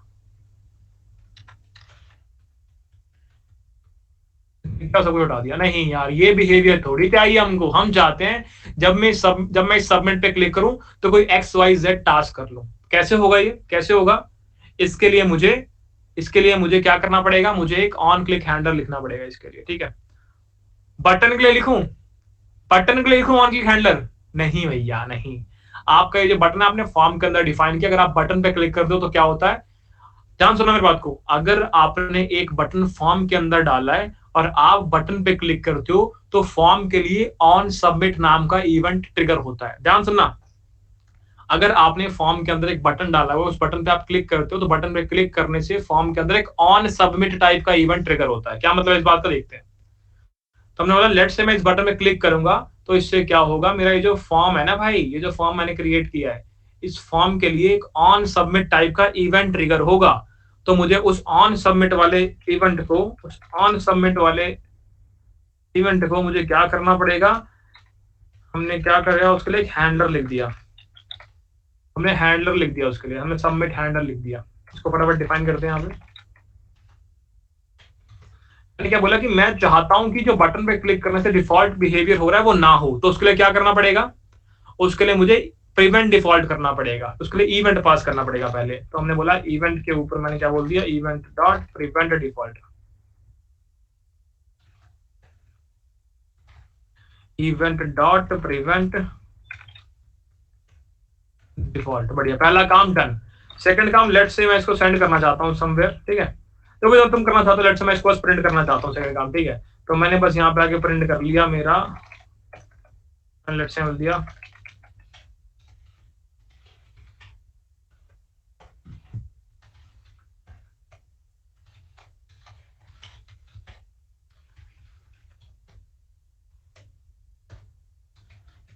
मैंने बस आके यहाँ पर फॉर्म का डेटा प्रिंट कर दिया, सारी की सारी कहानी का हमने कर दिया दी एंड। बेसिकली अब क्या होगा, तुमने ये बटन क्रिएट कर दिया फॉर्म के अंदर, तो इस बटन पे जब भी क्लिक होगा फॉर्म के अंदर, तो तुम जाओगे फॉर्म के ऑन सबमिट वाले प्रॉप पे, और ये तुम्हें मैप करके दिया हुआ है सबमिट हैंडलर वाले फंक्शन से। सबमिट हैंडलर वाले फंक्शन में तुम गए, तुमने इवेंट पे डिफॉल्ट बिहेवियर को प्रिवेंट कर दिया, और तुमने बस प्रिंट कर दिया फॉर्म के डेटा को। चेक करते हैं चलेगा कि नहीं चलेगा। तो देखो भाई, मेरा नाम क्या है, रीलोड कर लेता हूं एक बार, कहां फट गया ये, event handler property on submit event it will be ignored. क्या मतलब है इस बात का भाई, अब ये क्या कहानी है, नहीं चलेगा, नेम गलत है, कौन सा नेम गलत लिख दिया भाई मैंने, अब मैंने क्या गलत कर दिया, कौन सा नेम गलत लिख दिया भाई,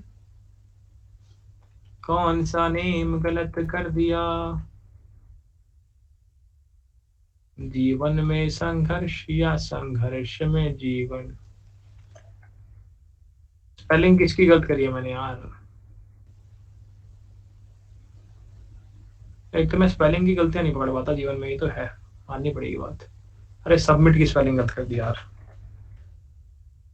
अब देखते हैं, बताओ भाई, रीलोड करो, बढ़िया चल रहा है।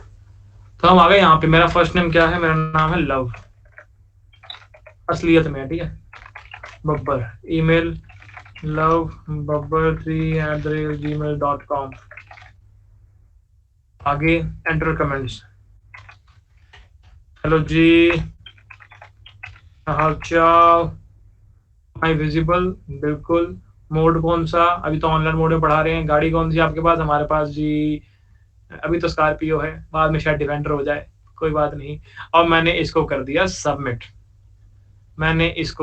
सबमिट, कंसोल में मैंने सबमिट पे क्लिक किया, तो ये मेरा आ गया finally printing the entire form का डेटा, जो कि हमने लिखा हुआ यहाँ पे सबमिट हैंडलर के अंदर कि भाई लिखो finally printing the entire form का डेटा, और इसको प्रिंट करा दो डेटा को। चेक करते हैं डेटा सही आ रहा है कि नहीं आ रहा।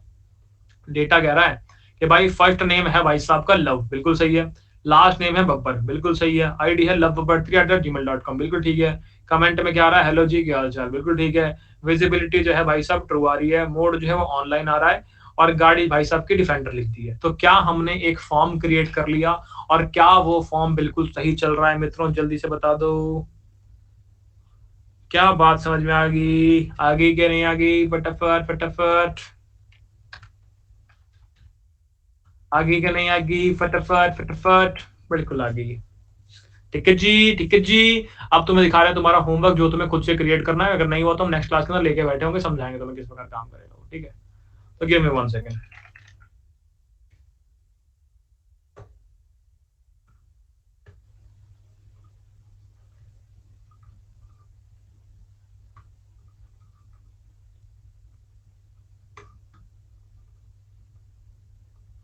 विजिबल है भाई, विजिबल है, तो तुम्हें ये क्रिएट करना है भाई फॉर्म, ठीक है, CSS भी अप्लाई कर रखी है इसके अंदर, फर्स्ट नेम प्लेस होल्डर में प्रणय लिखा हुआ है, लास्ट नेम प्लेस होल्डर में गुप्ता लिखा हुआ है, ईमेल एड्रेस pggupta@tuck.com, भाई फोन नंबर भी डाल लेता है इसके अंदर, फोन नंबर लिख के फोन नंबर भी लिख देता है, छोड़ा ही नहीं कुछ।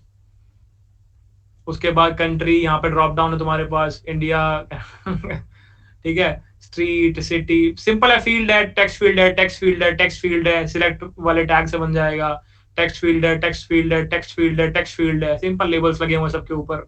ये 3 चेक बॉक्सेस है मेरे पास, सिंपल, और ये मेरे पास रेडियो बटन है। तो जो भी तुम्हारे को रिक्वायर्ड है इस पूरे के पूरे फॉर्म को क्रिएट करने में, वो ऑलरेडी मैं तुम्हें सिखा चुका हूँ इस लेक्चर के अंदर। ऐसा कोई भी कॉन्सेप्ट इस पूरे के पूरे में नहीं लगेगा जो तुम्हें ना आता हो, सब कुछ सिखा चुके हैं। क्या बात समझ में आती है? ठीक है, तो ये तुम्हें क्रिएट करना है, तुम्हारे नियरली 1.5 घंटा खा जाएगा ये बड़े प्यार से, स्टाइलिंग के साथ साथ। वैसे तो आसान है, क्रिएट तुम अभी कर लोगे यार। तुम इसको एक फील्ड बनाओगे लेबल के साथ, तुमने यहाँ से लेके यहाँ तक का सारा काम कर लिया, इतना खत्म हो गया। बस एक सिलेक्ट वाला से बनाना पड़ेगा, और फिर तो है ही क्या, बस चेक बॉक्स बनाने और ये रेडियो बटन बनाने। सिंपल सा कोड है, कोई ज्यादा मुश्किल नहीं। करने को मैं कर सकता हूँ, मेरे पास अभी भी यहाँ पे 15 मिनट का टाइम बचा हुआ है, तो पता है 15 मिनट के अंदर क्लास भी खत्म हो जाती है। ठीक है, पर हम नहीं करेंगे, होमवर्क है तुम्हारे लिए, खुद करके लाना। क्या बात समझ में आती है? ठीक है जी, धन्यवाद एवरीवन। मिलेंगे आपसे आपके अगले सेशन के अंदर। इस सेशन में इतना ही। जितने भी डाउट्स हैं कृपया करके अपने डिस्कॉर्ड सर्वर के डाउट फॉरम के अंदर आप रेज करें। ठीक है, वहां पर एक क्वेश्चन क्रिएट करें, और हमारे जो टीएज हैं वो आपकी सहायता करने के लिए बिल्कुल एकदम तैयार बैठे हैं। ये कोड अभी आपका अगले 5 मिनटों के अंदर आपके डैशबोर्ड पर रिफ्लेक्ट होने लग जाएगा, और मैं आपके साथ शेयर करता हूं आपके डिस्कॉर्ड सर्वर का लिंक अभी के अभी। वैसे मुझे डिस्कॉर्ड सर्वर का लिंक शेयर करने की कोई भी नीड नहीं है, क्योंकि अगर आप डिस्कॉर्ड पर जाकर सिर्फ सर्च भी कर लेंगे ना यार, लव बब्बर वेब डेव करके, तो ये सर्वर आपको दिख जाएगा और आप उस सर्वर को ज्वाइन कर पाएंगे। बस आपको वेरीफाई करनी पड़ेगी आपकी ईमेल आईडी, और आप घुस जाएंगे इस डिस्कॉर्ड सर्वर में। आप भी हिस्सा बन पाएंगे हमारे वेब डेव के डिस्कॉर्ड सर्वर का। धन्यवाद एवरीवन, आपकी यात्रा शुभमय हो। धन्यवाद। डिस्कॉर्ड सर्वर का लिंक यहाँ पे आ गया, यहाँ पे। Good night. कल के टॉपिक्स प्रणय बता दो, कल क्या पढ़ने वाले हम? राउटर। कल तुम पहले तो ये फॉर्म क्रिएट करोगे, फिर हम राउटर पढ़ेंगे मेरे हिसाब से। सही है, चलो गुड नाइट। कोड ऐड करता हूँ अभी।